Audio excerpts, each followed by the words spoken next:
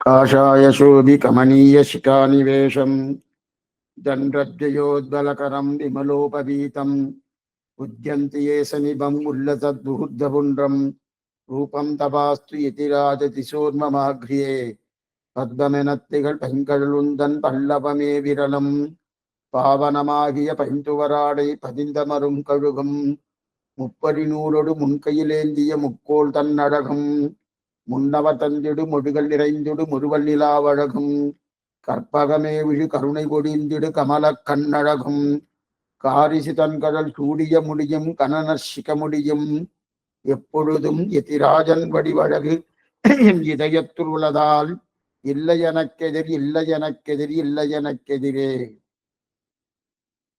சுவாமி எம்பெருமானாருடைய அனுகிரகத்தாலே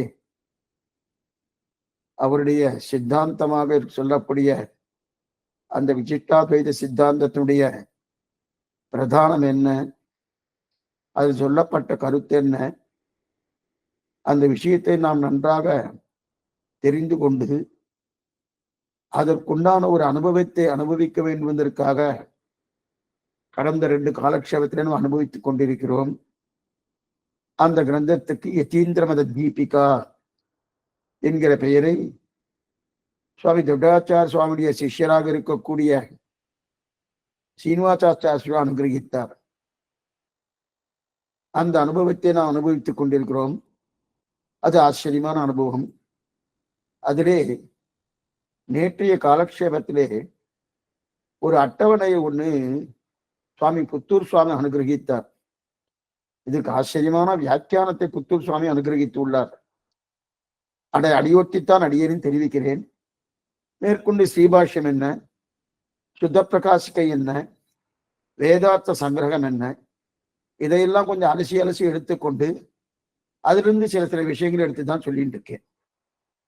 இதுல பிரமாணம் பிரமேயம்னு நேற்றுக்கு 2 பார்த்தோம்.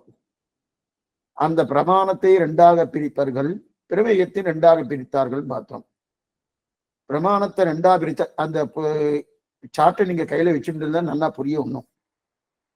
அதுக்கப்புறம் அது மேல விவரிக்கக்கூடிய தன்மை மேற்கொண்டு பார்ப்போம். அப்ப பிரமாணத்துக்கு இருக்கக்கூடிய தன்மை என்பன 3ஆ எடுத்துட்டாள். பிரத்யக்ஷம், அனுமானம், சப்தம். இது பிரமாணத்துக்கு இருக்கக்கூடியது. பிரமேயம்தான் நிறைய பிரிவா பிரியறது. பிரமாணம் 3 தான். ஆனா இந்த பிரமாணம் 3 தான் சொன்னேனோன்னு நம்ம இதெல்லாம் ஒரு தடவை எல்லாம் அலசி பார்த்துட்டு இதெல்லாம் என்னன்னு பார்த்துட்டோன்னே மறுபடியும் முதல்ல இருந்து ஆரம்பிக்க போறோம். பிரமாணம் அப்படின்னா என்ன, அனுமானம்னா என்ன, சப்தம்னா என்ன அப்படின்னு பார்க்க போறோம். அப்ப நிறைய ஆட்சேபங்கள் வருது.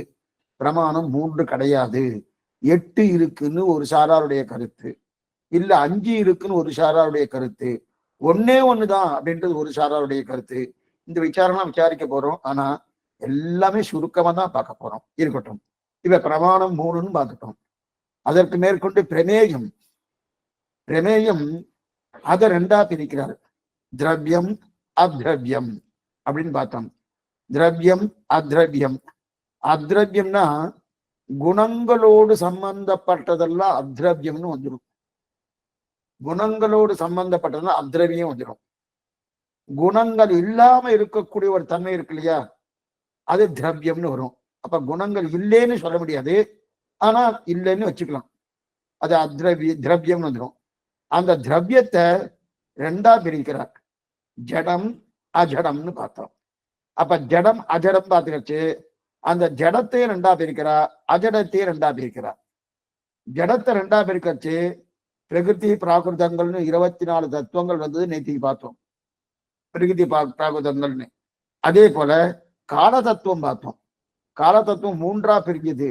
இறந்த காலம், எதிர்காலம், நிகழ்காலம் என்று 3 காலங்கள். அதே பிரகிருதி பொங்கை புலனும் ஒரு 5ம் கருமேந்திரியம் 50ம் எங்கு உயிரோ பிரகிருதி மானாங்காரம் அனங்கரன்னு பஞ்சபூதங்கள் என்ன, பஞ்ச தன்மாத்திரங்கள் என்ன, ஞானேந்திரியங்கள் கர்மேந்திரியங்கள் என்ன 20 ஆயிடுத்து.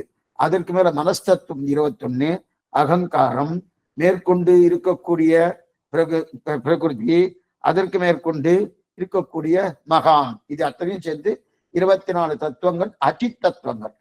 இந்த 24 சத்து 60 ஞானசூன்ய தத்துவங்கள் அதை ஜடப்பொருள்ல சேர்த்துட்டாருன்னு பார்த்தோம்.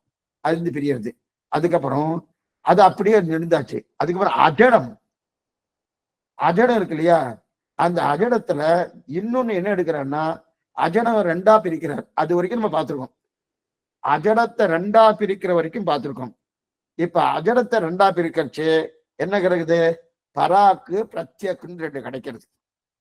அஜடத்தை 2ஆ பிரிக்கச்சு பராக்கு பிரத்யக்குன்னு 2 கிடைக்கிறது. ஆனா அதுக்கு முன்னாடி உங்களுக்கு இன்னொன்னு சொல்லிடுறேன். இப்ப திரவியத்தை 2ஆ பிரிச்ச 3 பிரம்மாவுக்கு ஜடம் அஜடன்னு வந்துடுது. அத்ரவியத்தை 2ஆ பிரிக்க 3 அப்ப சத்தஸ்பர்ச ரூபரச கந்தங்கள் ஒண்ணு வந்துட்டு, அதற்கு மேல சத்வர குணம் என்ன, ரஜோகுணம் என்ன, தமோ குணம் என்ன, இது வந்துட்டு அதுக்கு மேல இன்னொன்னு இருக்கு, சம்யோகம் சக்தின்னு 2 தனித்தனி, 2ம் ஒண்ணு இல்லை. சம்யோகம் வேறு சக்தி வேறு, என்னன்னு பின்னாடி சொல்றேன்.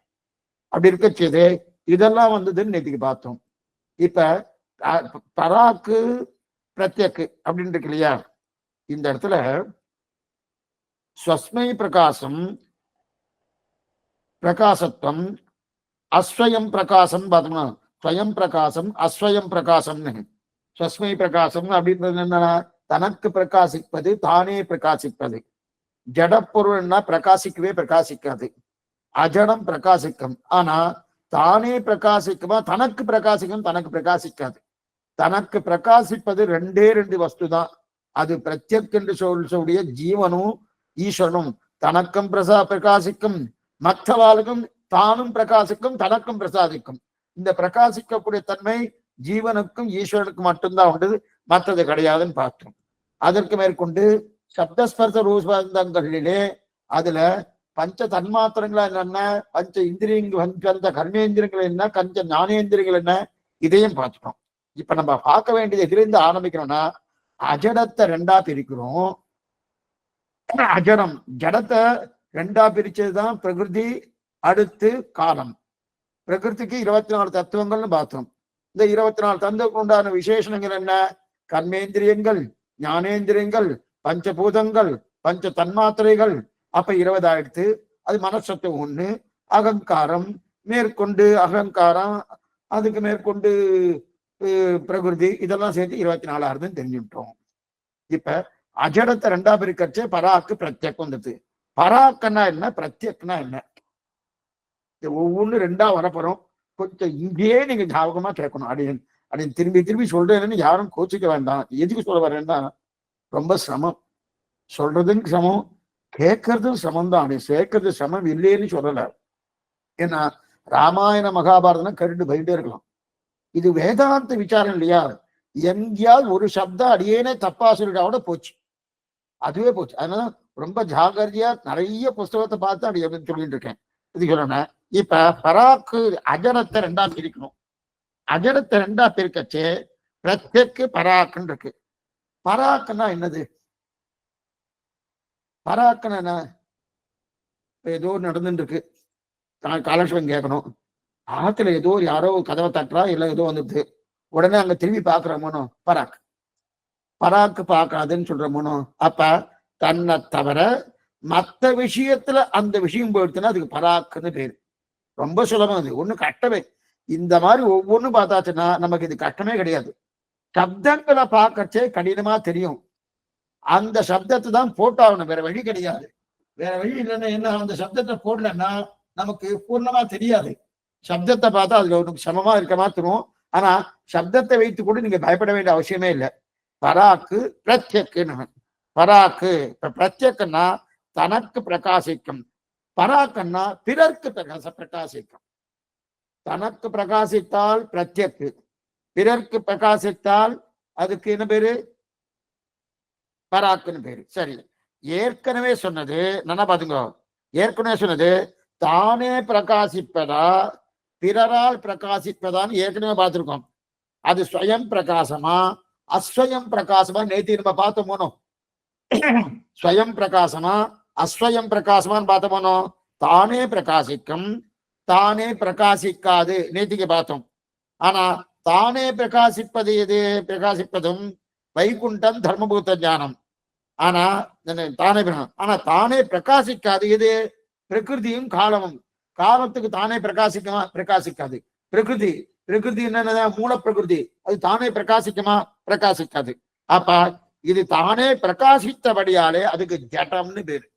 அந்த ஜடத்துல இருந்துதான் பிரகிருதி 24 தத்துவங்களை பிரித்தோம். காலம் கால தத்துவம் 3 தத்துவங்கள், இறந்த காலம், எதிர்காலம், நிகழ்காலம் 3 பிரிச்சோம். இது அதனால இதுக்கு ஜலில் பேரு. ஆனா இது தானே பிரகாசிக்கும், ஆனா தனக்கு பிரகாசிக்காது. ஸ்ரீவைகுண்டம் தானே பிரகாசிக்கும், தர்மபூத ஞானம் தானே பிரகாசிக்கும். தனக்கு பிரகாசிக்கம்னா தெரிய, தனக்கு பிரகாசிக்காது. தனக்கு பிரகாசிக்காதுன்னா என்ன, தானே பிரகாசிக்கம்னா என்ன புரியறதுக்காக சொல்றேன். இப்ப நம்ம கிட்ட இருந்து தர்மபூத ஞானம் வெளில வருதோனும், வெளில வருதுன்னா அதை பேசிட்டு இருக்கேன்னா தர்மபூத ஞானத்தை வச்சுட்டு தான் பேசிட்டு இருக்கேன். அந்த தர்மபூத ஞானம் தான் கண் பார்க்கறது. அந்த தர்மபூத ஞானம் கை செய்கை காமிக்கிறது. இப்ப தர்மபூத ஞானம் இல்லையா, இந்த தர்மபூத ஞானம் பிரகாசிக்கும், தானே பிரகாசிக்கும். தனக்கு பிரகாசிக்கமான பிரகாசிக்காது. அப்படின்னா என்ன அர்த்தம்னா, தனக்கு பிரகாசிக்குன்னா இந்த தர்மபூத ஞானத்துக்கு தான் தர்மபூத ஞானம்னு தனக்கு தெரியுமான்னு தெரியாது. என்ன புரிஞ்சுங்க, இதுதான் ரொம்ப முக்கியம். தனக்கு எது போல ஒரு விளக்கு இருக்கு, விளக்கு நன்னா பிரகாசமா நன்னா எரியறது, விளக்க போட்டா தானே பிரகாசிக்கிறது, அந்த இடத்துல தன்னையும் பிரகாசிக்கிறது. ஆனா தனக்கு விளக்குன்னு தனக்கு விளக்குக்கு தெரியுமானா தெரியாது. அதான் தனக்கு பிரகாசிக்காது, தானே பிரகாசிக்கும். இது எது, இதெல்லாம் எதுக்கு, பிரத்யக்குன்னு பேர். அதான் பிரத்யக்கு. அப்ப பிரத்யக்கு இதுல தெரியுது இல்லையா. இப்ப இது தனக்கு பிரகாசிக்காது, பிறர்க்கு தான் பிரகாசிக்கும். எது, பராக்கு. அப்ப ஒரு விஷயம் சொல்றேன், என்னை பத்தி நினைக்காம பிறரை பத்தி பார்க்கணும் இல்லையா, அதுதான் பராக்கு. தன்னை பத்தி நினைக்காம பிறரை பத்தி, அதைத்தான் பராக்கு பார்க்காதன்னு சொல்லுவா. இந்த பராக்கு சப்தமே இங்கிருந்து தான் வந்து இருக்கு. நாம சில சப்தங்கள்லாம் நம்ம சொல்லிட்டு இருக்கோமோ, பராக் பார்த்துட்டு இருக்கேன்னு. அதுக்கு என்ன பராக்குன்னா, நம்ம எங்கேயோ பார்த்துட்டு இருக்கேன்னு அர்த்தம் தானே, வாஸ்து அதுதான் அர்த்தம். அந்த அர்த்தம் எதனால வந்தது, தன்னை பார்த்தாம மற்றதை பார்க்கறான், அதுதான் பராக்கு. அப்ப அப்படின்னு பராக்குனா என்னது, என்னை பற்றி நினைக்காமல் பிறரை பத்தி பார்க்கிறோனோ, அதுதான் பராக்கு. பிரத்யக்னா உள்நோக்கி பார்ப்பது. இதெல்லாம் கொஞ்சம் நீங்க எழுதி வச்சுக்கணும். உள்நோக்கி பார்ப்பது அப்படின்னா பராக்கன்னா வெளிநோக்கி பார்ப்பது. என்ன பாத்துங்க, உள்நோக்கி பார்த்தால் பிரத்யக்கு, வெளிநோக்கி பார்த்தால் பராக்கு. இப்ப தியானம் சொல்லி கொடுக்குறா இல்லையா, அது ஆரம்பிக்கும் போதே உள்ளே பாரு உள்ளே பாரு உள்ளே பாருதான் ஆரம்பிப்பார். உன்னை பார்த்துக்கோ உன்னை பார்த்துக்கோ உன்னை பார்த்துக்கோ, உன்னா பிரம்மத்தை பாருங்குவா. பிரம்மம் நீ ஒண்ணுதானே, அதோட பாருன்னு சொல்றாரு இல்லையா. அப்ப இப்ப தியானம் பண்ண சொல்றதுக்கு நம் கண்ணு எப்போதும் வேண்டாததான் கிரகிக்கும். இப்படி பார்த்துட்டே இருப்போம், யாரா வாசல்ல யாரா வந்தாரு உடனே கண்ணு அங்க போயிடும், இதான் பராக்கு கண்ணை கூட. அப்ப நம்மளை பார்க்கலன்னு அர்த்தம் இல்லையா, இதுதான் தெரியுது என்ன வேண்டாத கிரகித்ததுன்னு. அதனால வெளியே பார்க்காது உள்ளே பாரு. நம் முன்னாடி யார் இருக்காரோ அவ தெரியாம நம் சிந்தனைக்கு போயிட்டே இருக்கும், போயிட்டு இல்லையா.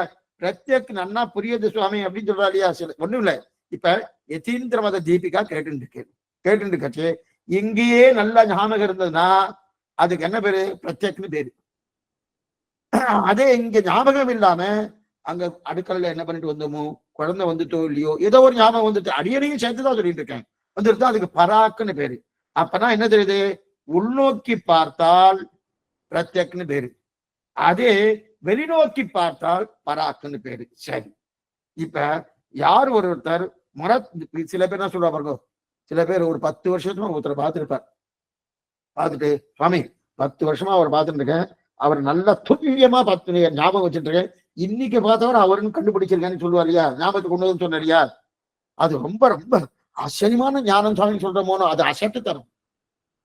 யாரோ ஒருத்தர் பார்த்திருக்கார், அந்த 10 வருஷம் கழிச்சு இங்க பார்த்துட்டு இருக்கார், அது பெரிய ஞானம் நினைக்கிறவனு அது அசட்டு. ஏன்னா அதுல ஒரு பிரயோஜனமும் இல்லை. அப்ப என்னன்னா அப்படின்னா அதை பார்த்துட்டு உள்ள விட்டுட்டாரே, தன்னை பார்க்கலையே, யாரையும். அப்ப பராக்கு பார்த்தான்னு அர்த்தம், பிரத்யக்கா இல்ல. பராக்கு பார்த்தா பிரயோஜனம் இல்லை. பிரத்யக்னா உள்ள இருக்கக்கூடிய பரமாத்மாவை பார்த்தால்தான் பிரத்யக்கு புரிகிறது. உள்ளே இருக்கக்கூடிய பரமாத்மா பார்த்துதான் பிரத்யக் புரியுது. இதை விடுத்து வெளியே பார்த்தா அதுக்கு பராக்குன்னு அர்த்தம். இப்ப பராக்கு பிரத்யக்ரம் என்ன புரிஞ்சுட்டு போனோம்? இப்ப முதல்ல பிரமேயம் பிரமாணத்திலிருந்து 2 வந்துட்டு 3 வந்துட்டு பிரத்யக்ஷம் அனுமானம் சப்தம் அது பிரமாணம். பிரமேயத்துல முதல்ல திரவியம் அடுத்து நாடைய சொல்லிட்டு நீங்க அந்த அட்டவணையே பார்த்துட்டே வந்ததுன்னா நல்லா புரியும். ஒன்னும் கஷ்டமே இல்லை. பிரமேயத்துல திரவியம் அத்ரவியம். அந்த அத்ரவியத்துல அதுக்குல இருந்து திரவியத்துல 2ஆ பிரிச்சோம்னா ஜடம் அஜடம்னு வந்துருச்சு. அதுல ஜடத்துல 2ஆ பிரிச்சோம்னா பிரகிருதி 24 தத்துவங்கள் கால தத்துவம் வந்துருச்சு. அதே அஜடத்துல 2ஆ பிரிச்சோம்னா பராக்கு பிரத்யக் வந்துருச்சு. அதே போல அத்ரவியம் தனியா இருக்கு, அதை அப்படியே வச்சுருவோம். அத்ரவியம் அது ஒரு சப்தஸ்பர்ச ரூபரச கந்தங்கள். அதுக்கு மேல சத்துவகுணம் ரஜோகுணம் தமோகுணம் இருக்கிறது அத்ரவியம். அத்ரவியத்தை கடைசியில சொல்றேன், அதை அப்படியே வச்சுருவோம். இப்ப திரவியத்தை தான் பிரிச்சு பார்த்துட்டு இருக்கோம். திரவியத்தை பிரிக்கச்சே ஜடம் அஜடம் வந்துடுத்து. ஜடத்துக்கு தான் பிரகிருதி 24 தத்துவங்கள் கால தத்துவம் வந்துடுத்து. அஜடத்துல இருந்து பராக்கு பிரத்யக் வந்துடுத்து. இப்ப பராக்கு பிரத்யக் வந்துடுத்தோன்னு இந்த பராக்கையும் 2ஆ பிரிக்கலாம், பிரத்யக்கையும் 2ஆ பிரிக்கலாம். அங்க பிரிச்சு இருக்கு பாருங்க, அந்த அட்டவணையில பாருங்க. பராக்கையும் 2ஆ பிரிக்கலாம், பிரத்யக்கையும் 2ஆ பிரிக்கலாம். இப்ப பிரத்யக் என்பது 2ஆ பிரிச்சா ஆத்ம பரமாத்மா 2ஆ வந்துடும். அதான் ஜீவன் ஈஸ்வரன் போட்டிருக்கு பாருங்க. ஜீவன் ஈஸ்வரன் போட்டிருக்கு இல்லையா? பிரத்யக் 2ஆ பிரிச்சா ஆத்ம பரமாத்மா வந்துடுது. பராக்கு 2ஆ பிரிச்சா நித்திய விபூதி தர்மபூத ஞானம்னு போட்டிருக்கு இல்லையா? அப்படின்னா ஸ்ரீவைகுண்டமும் தர்மபூத ஞானமும். பராக்க 2ஆ பிரிச்சா ஸ்ரீவைகுண்டம் தர்மபூஜனம். அப்பனா பராக்கு 2 பிரத்யக் 2. அப்ப மொத்தம் சேர்த்தா 4 இந்த 4ம் சேர்ந்துட்டோம்னா அஜடம். இது ஜட பொருள் இல்ல, அஜடம். தெரியுது இல்லையா? நானும் அப்ப அஜடத்தோடு இருப்பது ஜடம் அப்படின்னா அந்த ஜடம் 2. அதுதான் பிரகிருதி காலம். இதற்கு மேல மேல மேல சொல்லிட்டு போறாரு. அந்த ஜடம் அங்கேயும் நின்றுடுத்து. எங்க நின்றுடுத்து? அதோட நின்றுடுத்து. பிரகிருதி காரன்னு. இப்ப அஜடத்தை தான் நம்ம பார்த்துட்டு இருக்கோம். அந்த அஜடத்துல பராக்கு பிரத்யக் வந்துடுத்து. அந்த பராக்கு பிரத்யக்தை 2ஆ பிரிச்சா பராக்குல இருந்து நித்திய விபூதி தர்மபூத ஞானம். நித்திய விபூதினா சீவைகுண்டம், சீவைகுண்டம் தர்மபூத ஞானம் வந்துடுத்து. அதே பிரத்யக்தி 2ஆ பிரிச்சா ஜீவாத்மாவும் பகவானும் வந்து ஈஸ்வரனும் வந்துட்டார் தெரியுது. இப்ப இது 2த்தையும் சேர்த்தா 4 ஆயிடுத்து. இப்ப முதல்ல நம்ம பார்த்து போனோம் ஜடத்திலிருந்து பார்த்தது பிரகிருதி, அதற்கு மேல வந்து கால தத்துவம் வந்துடுது. இப்ப அதெல்லாம் பார்த்துக்கோம். சரி, இப்ப அங்கிருந்து மேல மேல மேல வரைச்சே திரவியம் அத்ரவியம் இது மேல மேல கீழே வரைக்கும் வரப்போறது. இதுல தர்மபூத ஞானம்னா என்னது? நம்ம ஞானம், நமக்கு இருக்கக்கூடிய ஞானம் தான் தர்மபூத ஞானம். நமக்கு தர்மமாக இருக்கும் ஞானம் தர்மபூத ஞானம். நமக்கு தர்மமாக இருக்கும் ஞானம் தர்ம. நம்முடைய ஞானம் தானே பிரகாசிக்கும். அப்ப புரியத்துக்காசன இப்ப புஸ்தகம் இருக்கு. புஸ்தகத்தை அடையேன் ஞானத்தால் தெரிந்து கொண்டேன். ஞானம் என்பது ஒரு புத்தகம் பிரகாசப்படுத்தியது. ஒரு புஸ்தகத்தை எது பிரகாசப்படுத்தியது? தர்மபூத ஞானம் புஸ்தகத்தை பிரகாசப்படுத்தியது. அதே போல எனக்கு ஞானம் இருக்கு தெரிஞ்சு கொள்ள இன்னொரு ஞானம் தேவையா சுவாமி? இப்ப உங்களுக்கு ஞானம் இருக்கணும், ஞானம் இல்லைன்னு வச்சுக்கோங்க. இன்னொரு ஞானத்தால் தான் இப்ப நீங்க வந்து யதீந்திரவத தீபிகா கேட்க வந்திருக்கேன். கேட்க வரும்போது சுவாமி கேட்கும்போது அந்த அளவுக்கு புரிஞ்சுக்கிறதுக்கு ஞானம் இல்லை, அதனால இன்னொருத்தர் ஐஷன் வரேன், ஐஷன் வந்து அவரை பக்கத்துல உட்கார வச்சுட்டு அவரை சொல்ல இது என்னன்னு கேட்டு தெரிஞ்சுக்கிறோம். அதெல்லாம் தேவையே இல்லையே, எனக்கே புரிஞ்சு கொள்ள தமை இருக்கே. ஏன்னா இந்த இன்னொரு ஞானம் தேவையில்லை. இன்னொரு ஞானம் என் ஞானத்தை வைத்து கொண்டு நல்லா புரிஞ்சுப்பேன். மிஞ்சி போயிடுச்சுன்னா பகவத் அனுகிரகத்தால புரிஞ்சுக்கிறேன், ஆச்சார கட்டாட்சத்தால புரிஞ்சுக்கிறேன் தவிர என் ஞானத்தால தான் புரிஞ்சு கொள்கிறேன் தவிர என் ஞானத்தால தான் கேட்கிறேனே தவிர இன்னொருத்தர் ஞானம் தேவையில்லை. இதுதான் தர்மபூத ஞானம்னு பேர். இதுதான் தர்மபூஜனம். ஆக ஞானத்தை நான் நம்புறேன். அப்ப அந்த ஞானம் எப்படி இருக்கு? அந்த ஞானம் யதீந்திரமக தீபிகை பற்றின ஞானம் அறிவு சொல்லும் நம்பி வந்திருக்கேன். இந்த யதீந்திரமக தீபிகை எனக்கு நல்லா புரியும் என்று நம்பி வந்தேனோ, அதான் அந்த ஞானம் இருக்கு. அது அது அதற்காக இன்னொரு ஞானத்தை நான் எதிர்பார்க்கவே இல்லை. என்னுடைய ஞானத்தை தான் நான் எதிர்பார்க்கிறேன். இன்னொரு ஞானத்தை எதிர்பார்க்கிறேன்னா இன்னொரு ஞானம் ஏன்னா நாம் பிரகாசப்படுத்தணும்னா இன்னொருத்தர் எதிர்பார்க்க வேண்டிய அவசியம் இல்லை. என் ஞானமே போருமானோ. ஆனால் அதனால்தான் ஞானமே ஸ்வயம் பிரகாசம். நம்முடைய ஞானம் என்னது? ஸ்வயம் பிரகாசம். ஆனால் அந்த ஞானத்திற்கு நான் ஞானம் என்று தோன்றாது. நல்லா பார்த்துக்கோ. தர்மபூத ஞானத்துக்கு இது ஞானம்னு தோணுமானா தோணும். ஆத்மாவுக்கு தோணும். கொஞ்சம் நல்லா புரிஞ்சுங்கோ. இந்த தர்மபூத ஞானத்துக்கு நான் தர்மபூத ஞானம் அப்படின்னு அதுக்கு தெரியுமானா தெரியாது. தான் பிரகாசப்படுத்தும் தனக்கு தெரியாது. அதைத்தான் சொல்லிட்டு இருக்கேன். தனக்கு தெரியுமானா தெரியாது. அந்த ஞானத்துக்கு நான் ஞானம் தெரிஞ்ச தோன்றாது.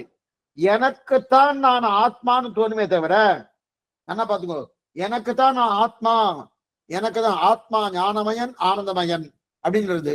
ஆத்மா தனக்கும் பிரகாசிக்கும், தானே பிரகாசிக்கும், தனக்கும் பிரகாசிக்கும்.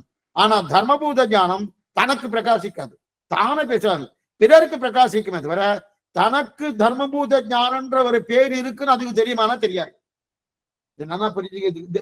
ஏன் இதெல்லாம் தெரிஞ்சுட்டா தான் மேற்கொண்டு இதை நம்ம விவரிக்க போது இதை வைத்து கூட தான் ஒவ்வொன்றும் விவரிக்கப்படும். சரி, இப்ப பராக்கு 2 ஆயிடுத்து, பிரத்யக் 2 ஆயிடுத்து. பராக்கு 2 எது? நித்திய விபூதி தர்மபூத ஞானம். பிரத்யக் 2 எது? ஜீவாத்மா பரமாத்மா. இப்ப இந்த ஜீவாத்மாவும் 3ஆ பிரிப்போம். ஜீவாத்மாவும் 3ஆ பிரிப்போம். இதெல்லாம் சுருக்கமா சொல்லிட்டு அதுக்கப்புறம் ஒவ்வொன்றும் தனித்தனி காலட்சேபம், ஒவ்வொன்றும் தனித்தனியா வரப்போறது. எவ்வளவு ஆனந்தமா இருக்குன்னு தெரியுமா? ஏன்னா இவ்வளவு விஷயங்கள் இருக்கா சுவாமி. இத்தனை எல்லாமே யாரோ என்னன்னோ மேடை பேசலாம் பேசிட்டு இருக்கா, ஒண்ணுமே தெரியாது, தெரியாம பேசிட்டு இருக்கா. இவ்வளவு விஷயங்கள் இருக்கு. சாமானிய ஒரு ஜீவாத்மாவை இருக்கக்கூடிய ஞானம் அப்படி அபாரமான ஞானம். அந்த ஞானத்தை எழுதிட்டு இருக்கட்டும். இப்ப பராக்க 2ஆ பிரிச்சா நித்திய விபூதி தர்மபூத ஞானம் வந்துட்டு, பிரத்யேக 2ஆ பிரிச்சோம்னா ஜீவன் ஈஸ்வரன் வந்துடுது. இப்ப ஜீவனை 3ஆ பிரிக்கலாம். ஜீவன் 3 விதமான ஜீவாத்மா உண்டு. என்ன சுவாமி 3 பிரிக்கனா? பத்த ஜீவன், முக்த ஜீவன், நித்திய ஜீவன். பத்தன், முக்தன், நித்தியன். அப்படின்னா பத்தாத்மா, முக்தாத்மா, நித்தியாத்மான்னு பேரு. பத்தாத்மானா இன்னும் சம்சாரத்துல பாப புண்ணியங்களால் உழன்று கொண்டு இருக்கிறார். அதுதான் பத்தாத்மா. நாமெல்லாம் பத்தாத்மா தான், சந்தேகமே இல்லை. இந்த பத்தாத்மா கோட்டில் நாம இருக்கோம். நாமெல்லாம் பத்தாத்மா தான். சரி, அதுக்கப்புறம் முக்தாத்மா என்ன? கர்மங்களை தொலைத்து விட்டு, ஆச்சாரிய அனுகிரகத்தாலே கர்மங்களை தொலைத்து விட்டு மோட்சம் போனவர் இருக்காடியா, அவள முக்தாத்மா. முக்தாத்மா. நித்தியாத்மா யாருன்னா அங்கேயே இருப்பா, என்னைக்கு அங்கேயேதான் இருப்பா. அவ இங்க வந்து போனவாளா கிடையாது. இங்க வந்து போனவாளுக்கு பேரு முக்தாத்மான்னு பேரு, அங்கேயே இருக்கிறவாளுக்கு பேரு நித்தியாத்மான்னு பேரு. எல்லாமே ஜீவாத்மா கோட்டி. பரமான் பிராட்டியும் ஜீவாத்மா கோட்டி தான். இது நம்ம சம்பிரதாயத்துல பிரதானம். இதை நல்லா புரிஞ்சுக்கோ. பிராட்டியும் ஜீவாத்மா கோட்டி தான். அப்ப நித்தியாத்மானா அனந்தகருடைய விஸ்தக்ஷேனாதிகள் நித்தியாத்மான்னு பேரு. முக்தாத்மானா நாம கூட ஒரு நாள் முக்தாத்மா ஆகலாம். இங்க இருந்து ஒரு நாள் என்ன ஆயிடுத்து, இந்த ஜென்மா கழிஞ்சதுன்னா எப்ப எம்பெருமானாவுடைய திருவிடி சம்பந்தம் பெற்றமோ அந்த ஆச்சாரிய கடாட்சத்தால நாம முக்தாத்மா அங்க போய் போகிறோம். ஆனா இப்ப பத்தாத்மா தான். இப்ப பத்தாத்மா தான். சரி, இப்ப பத்த முத்த நித்தியன்னு தெரியுது. இப்ப சம்சார சம்பந்தமே இல்லாதவர்கள் நித்தியாத்மா. யாரவெல்லாம்? அனந்த, கருட, விஸ்வக்ஷேனாதிகள். அப்ப இது 3 வருஷம் வந்துட்டு, 3 வகை. பத்தாத்மா, முக்தாத்மா, நித்தியாத்மா. இப்ப இந்த பத்தாத்மாவை 2ஆவா பிரிக்கலாம். ஒவ்வொன்னா வருது, ஆனா ஒவ்வொன்றும் பின்னாடி பார்க்க போறோம். ஏன் அப்படியே மேலிடந்த வாரியாக என்னென்ன பார்க்க போறோம்னு சொல்ற மாதிரி இது. இப்ப இந்த பத்தாத்மாவை 2ஆ பிரிக்கலாம். சாமி இப்பதான் நாம வந்திருக்கோம், முன்னாடி வந்தாச்சு, இப்பதான் நாம என்னன்னா இந்த பத்தாத்மால அடுத்தது பாருங்க. பத்தாத்மா பிரிக்கச்சு ஒரு பக்கம் புபூட்சுன்னு இருக்கு, இன்னொரு பக்கம் முமூச்சுன்னு இருக்கு. அப்ப ஒரு கோட்டி புபூட்சு கோட்டி, இன்னொரு கோட்டி முமூச்சு கோட்டி. முமூச்சுன்னா மோட்சத்துக்கு போகணும் என்ற ஆசை இருக்கிறவனுக்கு முமூச்சுன்னு பேரு. முமுட்சுன்னு பேரு. எப்ப பாரு சாப்பிட்டுட்டே இருக்கணும், அப்படியே இருந்துட்டு இருக்கணும். அதாவது சரீர அனுபவம். அப்பனா நான் ஐஸ்வர்ய அனுபவம். இந்த ஆசையோடு இருக்கிறவனோ அவனுக்கு புபுட்சுன்னு பேரு. போஜனத்தில் ஆசை இருக்கிறவன், போஜனத்துல போஜனம்னா போஜனம் மட்டும் இல்ல, ஐஸ்வர்ய அனுபவம். சரீர இன்பம் தான் ஐஸ்வர்ய அனுபவம். அந்த சரீர இன்பத்துல ஆசை இருக்கிறவனுக்கு புபுட்சுன்னு பேரு. மோட்சத்துக்கு போகணும் என்ற ஆசை இருக்கிறவனுக்கு முமுட்சுன்னு பேரு. இந்த ரெண்டு பேருமே பத்தாத்மா தான். என்ன பாத்துக்கோ. இல்லையே சுவாமி, பிரியத்துக்காக ஒரு சுவாமி நல்லா ரொம்ப ஜிய சுவாமி இருக்கார் வச்சுப்போம், ஒன்னும் தவறே கிடையாது. ஜிய சுவாமி இருக்காரு. இவர் முமுட்சுன்னா சுவாமி, ஆமா, அவரை பத்தாத்மான்னு சொல்லலாமா? சொல்லலாம். அடியேன்னு பத்தாத்மான்னு சொல்லலாம். இங்க இருக்க என்னணும், இங்க இருந்தாலே பத்தாத்மா, அதான் நான் புரிஞ்சுக்கோ. அப்ப ஆனா அதுல பிரிவு இருக்கு. பத்தாத்மாவில இருக்க பிரிவு அடியேன் புபுட்சு, அதனால விருப்பமே இல்லை, மோட்சம் போறது விருப்பமே இல்லாம இருக்க புபுட்சு. அதே ஜிய சுவாமி முமுட்சு. அந்த ஆனா பத்தாத்மா, அபாரம் பத்தாத்மா. அதாவது பத்தாத்மான்னு எடுத்துட்டா என்ன சொல்றான்னா, பிரம்மா தொடங்கி பிபீலிகா பறந்து அத்தனை பேர் சம்சாரிகள் தான். பிரம்மா பிபீலிகான எறும்பு, எல்லாரும் சம்சாரிகள் தான் சொல்லுவாங்க. அப்ப மோட்சம் அடைய ஆசைப்பட்டால் முமுட்சு. அப்ப இருவரும் பத்த ஜீவாத்மா தான், இருவரும் பத்த ஜீவாத்மா தான். அதுல மாற்றமே கிடையாது, அது தெரியறது. இப்ப இன்னும் பிரிக்கிறார். அப்படி அந்த அட்டவணையை அப்படியே பார்த்துட்டு வாங்க. இப்ப முதல்ல பராக்கு, முதல்ல அஜடம், அதுக்கு முன்னாடி திரவியம், திரவியத்தை பிரிச்சு ஜடம் அஜடம் வந்துடுத்து. ஜடத்தை பிரிக்கச்சே பிரகிருதி 24 தத்துவங்கள் கால தத்துவம் வந்துடுத்து. அஜடத்தை பிரிக்கச்சே பராக்கு பிரத்யக் வந்துடுத்து. நம்ம ஒன்னும் அத்ரவியத்துக்கே போல, திரவியத்துலதான் இருந்துட்டு இருக்கோம். என்ன பாத்துங்க, அத்ரவியத்துக்கு கடைசியில சொல்றேன். அப்ப திரவியத்துல அஜடத்தை பிரிச்சா பராக்கு பிரத்யக் வந்தது. அத பராக்ல நிச்சயம் பிரிச்சோம்னா நித்திய விபூதி தர்மபூத ஜானம் வந்துட்டு. அதே பிரத்யட்ச பிரிக்கச்சே ஜீவாத்மா பரமாத்மா வந்துட்டு. அடுத்து அதற்கு மேல ஜீவாத்மா பிரிக்கிறோம். ஜீவாத்மா பிரிக்கச்சே என்ன வருதுன்னா, பத்தமுத்த நிச்சன்னு 3 கோட்டி வருது. அந்த 3 கோட்டி வந்தது. அந்த 3 கோட்டிக்குள்ள ஒரு கோட்டி எடுத்துட்டு பத்தாத்மா மறுபடியும் பிரிக்கிறோம். பிரிக்கச்சே புபுட்சு முமுட்சுன்னு வந்துடுச்சு. புபுட்சு முமுட்சு. புபுட்சுன்னா இந்த லோகத்தில் இருந்து கொண்டு சம்சாரம் வேண்டாம், இந்த சரீரம் வேண்டாம்னு சொல்லாம அதே அனுபவிச்சுட்டு இருக்கானோ அவன் புபுட்சுன்னு பேரு. ஐஸ்வர்ய அனுபவம், இந்த லோக அனுபவத்தை அனுபவிக்கிறது. அதே மோட்சத்துல ஆசை இருக்கிறவனுக்கு முமுட்சுன்னு பேரு. இந்த அதே இதுல இப்ப இதே இன்னும் 2ஆ பிரிக்கிறார். இந்த புபுட்சுவை 2ஆ பிரிக்கிறார். இந்த புபுட்சுவை 2ஆ பார்த்துங்கோ. புபுட்சுவை 2ஆ பிரிக்கிறார். அதே போல முமுட்சுவை 2ஆ பிரிக்கிறார். முதல்ல புபுட்சுவை 2ஆ பிரிக்கிறார்னா ஐஸ்வர்யார்த்தியா இருக்கக்கூடியவனை 2ஆ பிரிக்கிறார். அந்த 2ஆ பிரிக்கச்சே அது என்ன சொல்லுன்னா, அர்த்தத்திலும் காமத்திலும் இருப்பம் இருக்கிறவன் ஒரு வகை, இவனும் புபுட்சு தான். அர்த்தத்திலும் தர்ம அர்த்த காம மோட்சம் 4 இருக்கு இல்லையா? அதுல அர்த்தம் தானது பணம் சம்பாதிக்கிறது, காமம் தானா ஆசைப்படுறது. அப்ப அர்த்தத்திலும் காமத்திலும் இருக்கக்கூடியவனு அது ஒரு வகை, அவனும் புபுட்சு தான். அது ஆனா இந்த லோகத்துல ஆசை, ஆனா தர்மம் பண்ணிட்டே இருக்கானோ இது இன்னொரு வகை. தர்மம் அங்க எழுதியிருக்கிறது பாருங்க, அர்த்த காம பரன் தர்ம பரன் எழுதியிருக்கு பாருங்க. அர்த்த காம பரன்னா அர்த்தத்திலும் பணம் சம்பாதிப்பதிலும் அதே போல தன்னுடைய ஆசைகளை நிறைவேற்றிக் கொள்வதிலும் இருக்கக்கூடிய ஆசை இருக்கணும், அவால ஒரு வகை புபுட்சுல. அதே புபுட்சுல இன்னொரு வகை என்னன்னா, அவர் இந்த லோகத்தை தான் இருப்பார். இருக்கேன் சுவாமி, நான் தர்மம் பண்ணிட்டே இருக்கேன்ற இல்லையா? அந்த மாதிரி தர்மம் பண்ண லோகத்துல எல்லாரும் தர்மம் சொல்றா இல்லையா? அவள் தான் இருக்காரு. அவள் தான் இருக்கிறானோ பல பேர் இப்படிதான் இருப்பா. பல பேர் இப்படிதானா தர்மம் பண்ணிட்டே இருப்பா. மோட்சத்துக்கு போறதுக்கெல்லாம் அவர்களுக்கெல்லாம் தெரியாது. நிறைய பேர் கேட்டேன், சுவாமி நான் பொய் சொல்ல மாட்டேன், திருட மாட்டேன், யாருக்கும் எந்த விதமான தப்பி விதமான அவெல்லாம் பாழா போகணும், அவெல்லாம் வேண்டாம், அதெல்லாம் சொல்லவே மாட்டேன். சில பேருக்குலாம் இந்த எண்ணங்கள்லாம் உண்டு. அதெல்லாம் நான் பணம் நேர்மையா இருப்பா, நியாயமா இருப்பா, தர்மமா இருப்பாளா? இருப்பா. ஆனா தர்மமா இருக்கா, இனிமே அடுத்த ஜென்மா வேண்டாம், பகவான சேர்ப்போம், ஆச்சாரண தியானிப்போம், அதெல்லாம் போக மாட்டான். அதெல்லாம் போகாம நிறைய பேருக்கு நிறைய உதவி பண்ணுவார். நிறைய பேர் இருக்கா அந்த மாதிரி. நிறைய பள்ளிக்கூடத்துக்கு போலாமா, அவள் பள்ளிக்கூடத்துக்கு பணம் இல்லையா, பணம் கொடுப்பா. புஸ்தகம் இல்லையா, புஸ்தகம் வாங்கி கொடுப்பா. அவளுக்கு யூனிஃபார்ம் இல்லையா, யூனிஃபார்ம் வாங்கி கொடுப்பா.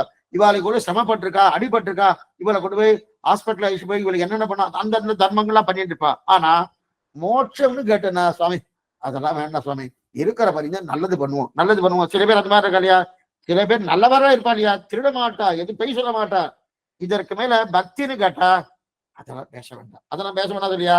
ஆனால் தர்ம காரியம் பண்ணுவா இல்லையா, அது புபுட்சுல 2வது வகை. புபுட்சு 2 வகை. தன்னைத்தானே பார்த்து கொண்டு தன்னுடைய அனுபவத்துக்காக இருக்கிற அர்த்த காமபரன், பிறர்க்காக இருக்கா தர்மம் பண்ணணும். ஆனா எனக்கு இங்கிருந்து போகணுன்ற அபிப்பிராயம் இல்ல, தர்மம் பண்ணிட்டு இருக்கணும் இல்லையா. இது 2வது வகை. இந்த 2 வகையும் அதுல உண்டு அப்படின்னு தெரிவிக்கிறாரு. அப்ப அதைதான் தெரிவிக்கிறாரு. ஆஹா, இதற்கு மேல கேட்டா அவளை பத்தி எல்லாம் தெரியும். இது 2வது வகை. அதாவது 4 புருஷார்த்தம். 4 புருஷார்த்தம் என்ன, தர்ம அர்த்த காம மோட்சம் இருக்கு இல்லையா. இதுல மோட்சத்தில் விருப்பம் இருக்கிறவனுக்கு முமுட்சுன்னு பேரு. முமுட்சுன்னா மோட்சத்தில் விருப்பம் இருக்கணும், முமுட்சுன்னு பேரு. தர்ம அர்த்த காமத்துல விருப்பம் இருக்கணும், புபுட்சுன்னு பேரு. நல்லா பிரிச்சதா பாருங்க. 4 எப்படி பிரிச்சிருக்கா பாருங்க. 4ல அறம் பொருள் வீடு இன்பம் தமிழ்ல சொன்னா. தர்ம அர்த்த காம மோட்சம் இது. இதுல மோட்சத்தை தனியா எடுத்துட்டார், தர்ம அர்த்த காமத்தை தனியா எடுத்தார். தர்ம அர்த்த காமனுக்கு புபுட்சுன்னு கொடுத்துட்டார் பேரு. அதே மோட்சத்துல இச்சை இருக்கிறவனுக்கு முமுட்சுன்னு பேரு கொடுத்துட்டாரு. இதான் தெரிவிக்கல புபுட்சுன்னு. இந்த புபுட்சுவை 2ஆ பிரிக்கலாம். புபுட்சு 2ஆ பிரிச்சு தர்ம அர்த்த காம மோட்சம்னு பார்த்துட்டோம். சரி சுவாமி, சரி. இதுக்கு மேல இதத்தான் யார் சொல்றா தெரியுமா,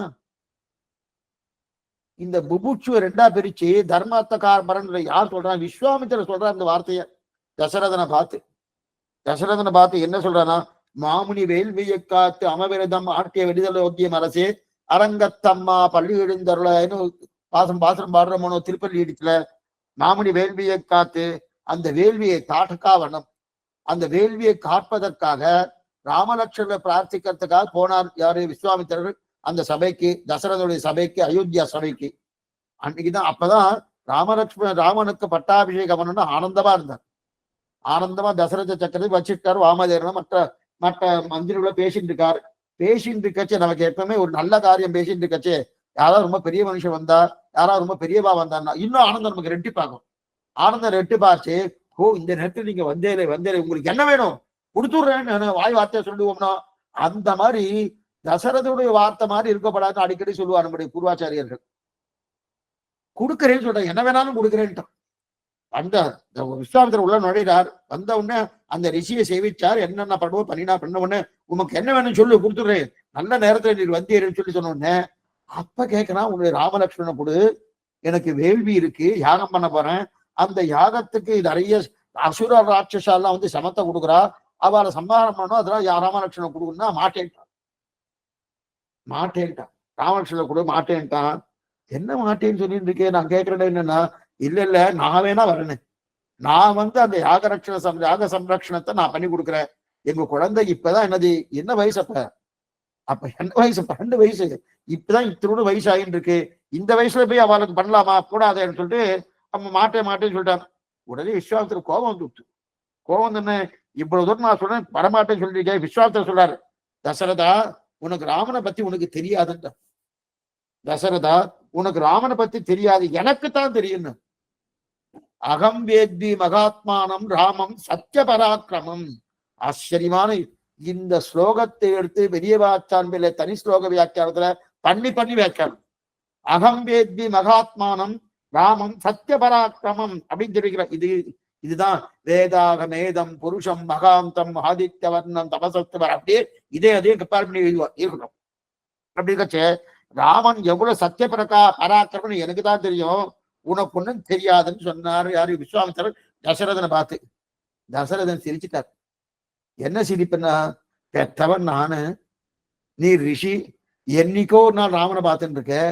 நான் 60,000 வருஷங்களும் பெற்று தபஸ் பண்ணி புத்திரகாமேஷ்டி யாகம் பண்ணி அதுக்கு மேல பெற்றது நானு, எனக்கு ராமனை பத்தி தெரியும், உங்களுக்கு தெரியுமா? நான் இல்ல, உங்களுக்கு தெரியாது. விஸ்வாமித்திரர் சொன்னாரு, உமக்கு தெரியாது, எனக்கு தெரியும் ராமனை பத்தினாரு. நீ ஆசனத்தின் மேல உட்கார்ந்துட்டு இருக்க, அதனால உனக்கு தெரியாது. நான் ஆசனத்துக்கு கீழே இருக்கிறபடியாலே எனக்குத்தான் தெரியுன்றாரு. இந்த வார்த்தை ஒவ்வொரு வார்த்தை சொல்றா பாருங்க. இப்ப இது எதுக்காக எடுத்ததுன்னா தர்ம அர்த்த காமன் பார்த்தோம்னா அது அப்படியே எடுக்க போறாரு பாருங்க விஸ்வாமித்திரர். இந்த மாதிரி ஒவ்வொன்றும் பார்க்கணும்.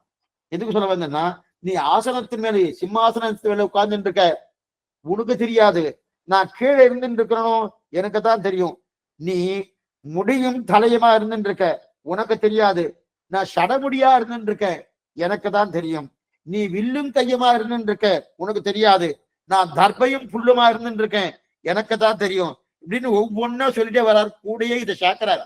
எதை சேர்க்கிறாருன்னா தர்ம அர்த்த காம பராயணமாக நீ இருக்கிற உனக்கு தெரியாது, தர்ம பராயணமாக இருக்கக்கூடிய எனக்கு தான் தெரியும். தர்ம அர்த்த அர்த்த காம தர்மம் கிடையாது, அர்த்த காம பராயணமாக இருக்கு. ஏன்னா பணம் சம்பாதிக்கிறதும் ஆசையை நிறைவேற்றிக் கொள்வதற்கு தான் ராஜா இருக்கக்கூடிய அபிலாஷை. அதுலதான் உனக்கு உனக்கு உனக்கு இருக்கு உனக்கு புத்தி போகுமே தவிர அதனால உனக்கு ராவண பத்தி தெரியாது. எனக்கு எது தர்ம பரிபாலம் பண்ற எனக்கு தான் தெரியும் தெரிவிக்கிற. ஏன்னா நீ தசரதன், நீ ராஜா. அர்த்தத்திலும் காமத்திலும் தான் உனக்கு ஆசை. அர்த்தம்னா பணம் சம்பாதிக்கிறது, காமம்னா ஆசையை நிறைவேற்றிக் கொள்ளுது. அதுலதான் உனக்கு ஆசையை தவிர நான் ரிஷி, எனக்கு ரிஷியில் எதிர ஆசை இருக்கணும், தர்மத்தில் தான் எனக்கு ஆசை அப்படின்னு பிரிச்சா இல்லையா? இத இந்த மாதிரி ஒவ்வொன்றும் சொல்லணும். ஒவ்வொன்றும் இந்த மாதிரி பிரிச்சு அதுக்கு எக்ஸாம்பிள் சொல்லியாச்சுன்னா ஆகும். ஒரு 3 வருஷம் ஆகும் எத்தீந்திர வந்தா தீபிகா முடியறதுக்கு. ஏதோ ஒண்ணு பாத்துக்கலாம் அங்கங்க. இதுக்கு சொல்ல வந்தேன்னா அப்ப தெரியறது இல்லையோ? அப்ப தர்ம பரிபாலனாக ஒரு கோட்டி, அர்த்த காம பராயணமாக ஒரு கோட்டி. என்ன புரியுறதா? அதுதான் அர்த்த காம பரன் தர்ம பரன் இருக்காது.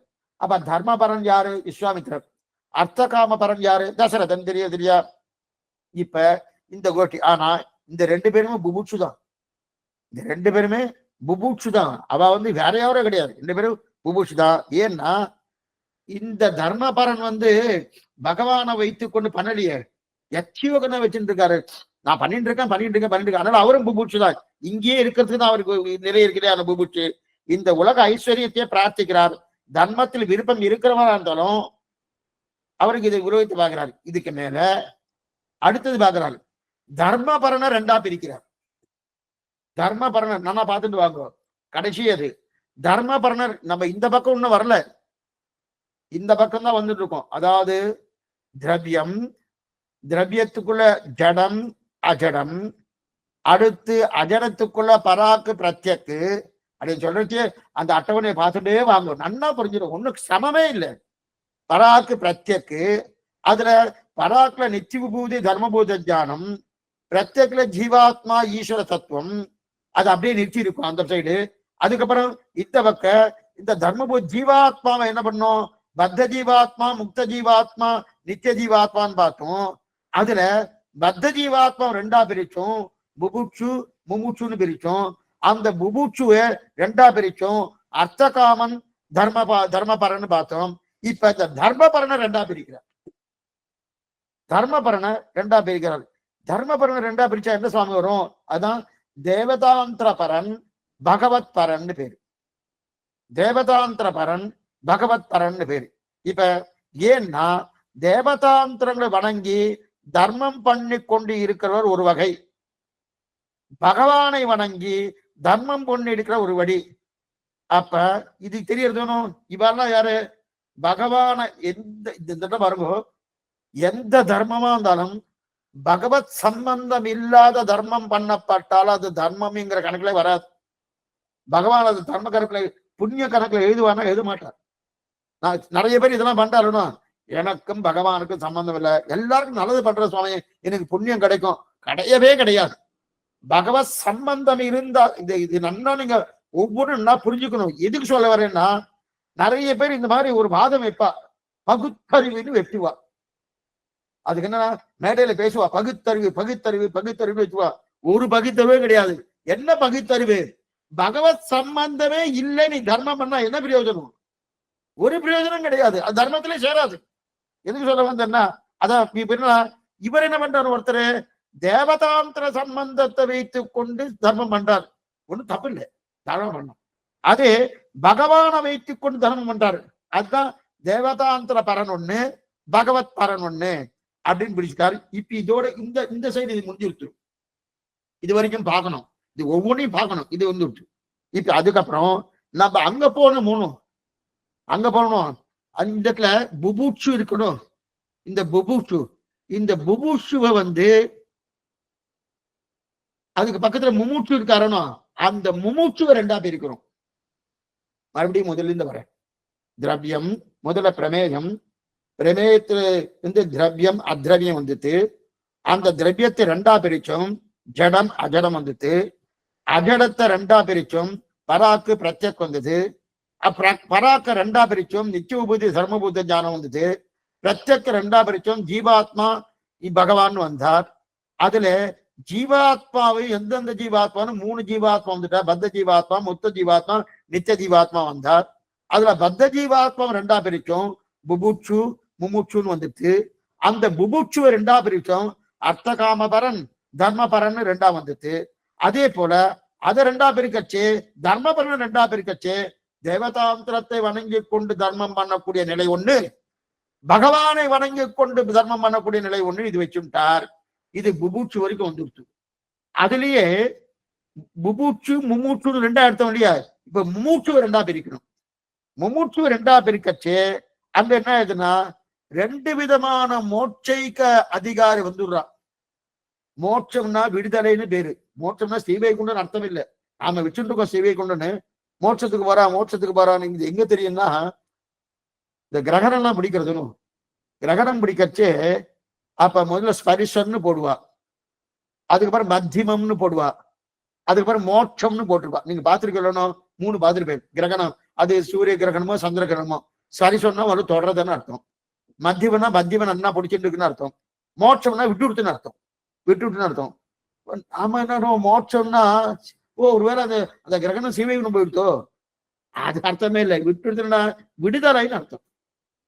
மோட்சனா ஏதோ ஒரு வஸ்துலேருந்து சம்சாரத்திலிருந்து விடுதலை, சரீரத்திலிருந்து விடுதலைன்னு அர்த்தம். ஆனா இந்த முமுட்சுனா மோட்சத்தில் இச்சை இருக்கிறவனுக்கு முமுட்சுன்னு பேரு. ஆனா மோட்சமே 2 விதமான அது நிலை உண்டு. இப்ப முமுட்சு 2 உண்டு. முமுட்சு 2ஆ பிரிக்கிறார். முக்தி அடைவதற்கு இச்சை உடையவன் முமுட்சு. அப்பனா முக்தி 2 வகைன்னு வந்துருச்சு. முக்தி அடைவதற்கு இச்சை இருக்கிறவன் முமுட்சு. அந்த முக்தி 2 வகை. என்ன வகை நல்லா பாத்துங்க, அது அட்டவணையா பாருங்க. ஒன்னு கைவல்யார்த்தி, இன்னொன்னு பரம மோக்ஷார்த்தி. பரம மோக்ஷார்த்தின்னு போட்டுக்கலையா? அப்ப கைவல்ய மோட்சம் ஒண்ணு, ஸ்ரீவைகுண்ட மோட்சம் ஒண்ணு. வைகுண்டத்துக்கு போய் சேருவது அது பகவத் ஸ்தானம். முக்தி என்னது பார்த்தோம், விடுதலைன்னு பேரு. அப்ப முக்தினா விடுதலை, இதான் அர்த்தம். முக்தினா முக்திநாத் சொல்ற மனோ. முக்திநாத்ன்னு சொல்றதுன்னா அங்க மோட்சத்துக்கு பிரார்த்தத்துக்காக கிடையாது, விடுதலை. அங்க போயாச்சுன்னா சம்சாரத்துல நமக்கு விடுதலை கிடைக்கும், சரீரத்துல விடுதலை கிடைக்கும். அதான் முக்திநாத் சொல்றது. இருக்கட்டும். அப்படிங்கிற இந்த சம்சாரத்திலிருந்தும் கர்மங்களிலிருந்தும் சரீரத்திலிருந்து விடுதலை, இதுதான் முக்தின்னு பேர். விடுதலை சரிங்க, அதுவே முக்தி. இதுல இருந்து விடுதலை அடைந்தால் 2 இடத்துக்கு போகலாம். சம்சாரத்திலிருந்தும் கர்மத்திலிருந்தும் சரீரத்திலிருந்தும் விடுதலை அடைந்தால் 2 இடத்துக்கு போகலாம். என்ன சுவாமி? ஒண்ணு கைவல்ய மோட்சம், இன்னொன்னு பகவத் அனுபவ மோட்சம். அண்ணா மோட்சம் போகும். கைவல்ய மோட்சம், பகவத் அனுபவ மோட்சம், இந்த 2 இடத்துல இதைத்தான் என்ன சொல்லிக்கிறாரு, 2ஆ பிரிக்கிறார். கைவல்ய மோட்சம்னு அதுக்கு கூட இதெல்லாம் உண்டா சுவாமி? அப்ப கைவல்ய மோட்சம் ஆத்மா தன்னைத்தானே அனுபவிக்கிறது, கேவல அனுபவம், கைவல்ய அனுபவம். இதத்தான் பெரியாழ்வார் தெரிவிக்கிறார். 7 நிலத்தில் இடுவதன் முன்னம் வந்து எங்கள் புறான் புகுந்து கூடும் மனமுடையீர்கள் வரம்பொழி வந்துள்ளை கூடுவினோ நாடு நகரமும் நன்கறிய நமோ நாராயணாயவென்று பாடும் மனவுடை 10 பல்லாண்டு குருமினு வருது. இதுக்கு சொல்ல வந்து இன்னும் நம்ம அதுக்கு வரல, நம்ம இன்னும் 3வது பாட்டில இருந்துட்டு இருக்கோம். இருந்தாலும் இந்த 7 நிலத்தில் இதுனா இந்த சரீரத்தை கொண்டு போய் மயானத்துக்கு வைக்கிறதுக்கு முன்னாடி இங்க வந்துருங்க. வச்சாச்சுன்னா அதன் பிறகு இந்த ஜீவாத்மா திரும்ப பகவன் லாபார்த்தியாக வர முடியாது. இவர் ஒன்ஸ் இவர் போயாச்சுன்னு வச்சுக்கோ, எங்க ஆத்மானுபவ காமனாக கைவல்யாத்தையா போயாச்சுன்னா திரும்புதலே கிடையாது. ஏன்னா விரஜா நதியை தாண்டினதுக்கு அப்புறம் தான் கைவல்ய மோட்சம்.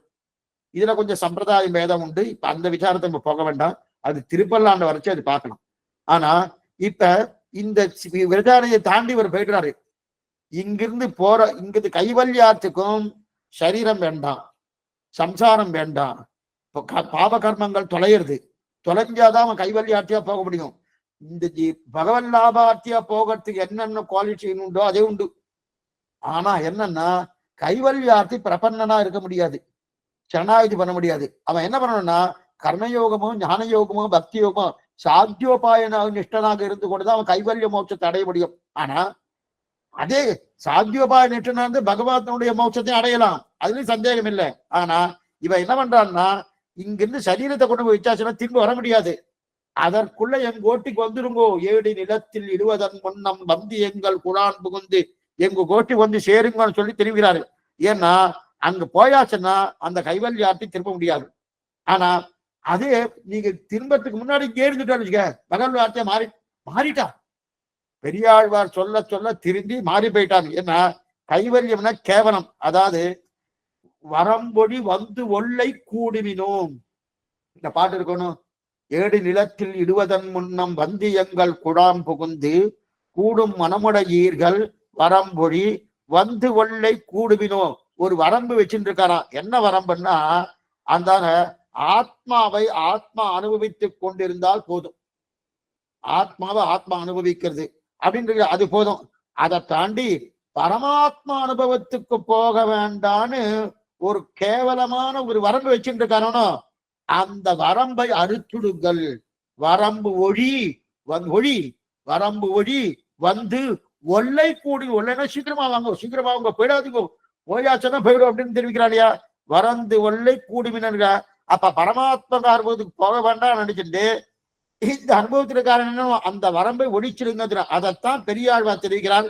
வரம்பொழி வந்துள்ளை ஒல்லைன்னா சடக்கன சீக்கிரமாக வந்துருங்க தெரிவிக்கிறார். இதைத்தான் இதுதான் மூச்சுப்படி தொடக்கத்திலேயே முமூச்சுக்கறிய வேண்டும் ரகசியம் ஒன்று. அதில் பிரதம ரகசியம் திருமந்திரம். ஆச்சரியமான சூர்ணிகை, மூச்சுப்படி சூர்ணிகை திரிலோகாச்சாரம் பிரிச்சது 18 ரகசிய கிரந்தங்களை. அதுல முதல்ல விசாரிக்கிறார் மணவாளனுடைய வியாக்கியானம் அது கொண்டு விசாரிக்கிறார். முமூச்சுக்கறிய வேண்டும் ரகசியம் ஒன்றுன்னு சொல்லியிருக்கே சுவாமி. இப்ப கைவல்யார்த்தி மூச்சுதனே, பகவல்லாபார்த்தி மூச்சுதனே. அப்ப கைவல்யார்த்திக்கு இந்த ரகசியங்கள் மூன்றும் வேணுமா? பெரிய விசாரம். ஏன்னா முமூச்சுன்னு சொல்லியாச்சுன்னா அந்த சப்தத்துக்குள்ள கைவல்யார்த்தியும் உண்டு, பகவல்லாபார்த்தியும் உண்டு.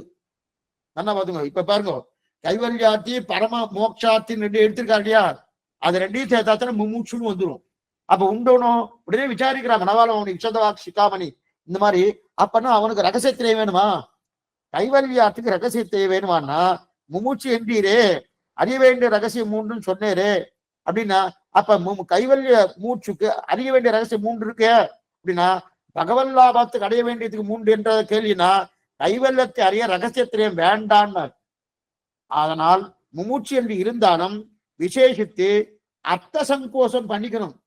அங்க என்ன எடுத்துக்காரு அர்த்த முமூச்சு என்று பேர் கைவல்யார்த்திக்கு இருந்தாலும் ரகசியத்திரயத்தை சொல்லக்கூடிய பிரபன்னன். அதனால பகவன் லாபார்த்தி தான் அங்க சொல்றதே தவிர அங்க இருக்கக்கூடிய கைவல்யார்த்தியை சொல்லல. அதனால அர்த்த சங்கோஷம் பண்ணிக்கணும்னு மணவாளம் அவனுங்க அங்க வியாக்கியானத்தை காட்டுறார். அப்ப கைவல்ய மோட்சம் அடைய ரகசியத்திரயம் தேவையில்லை. ரகசியத்திரயம் தெரிஞ்சு அவன் கைவல்ய மோட்சம் போக மாட்டானே.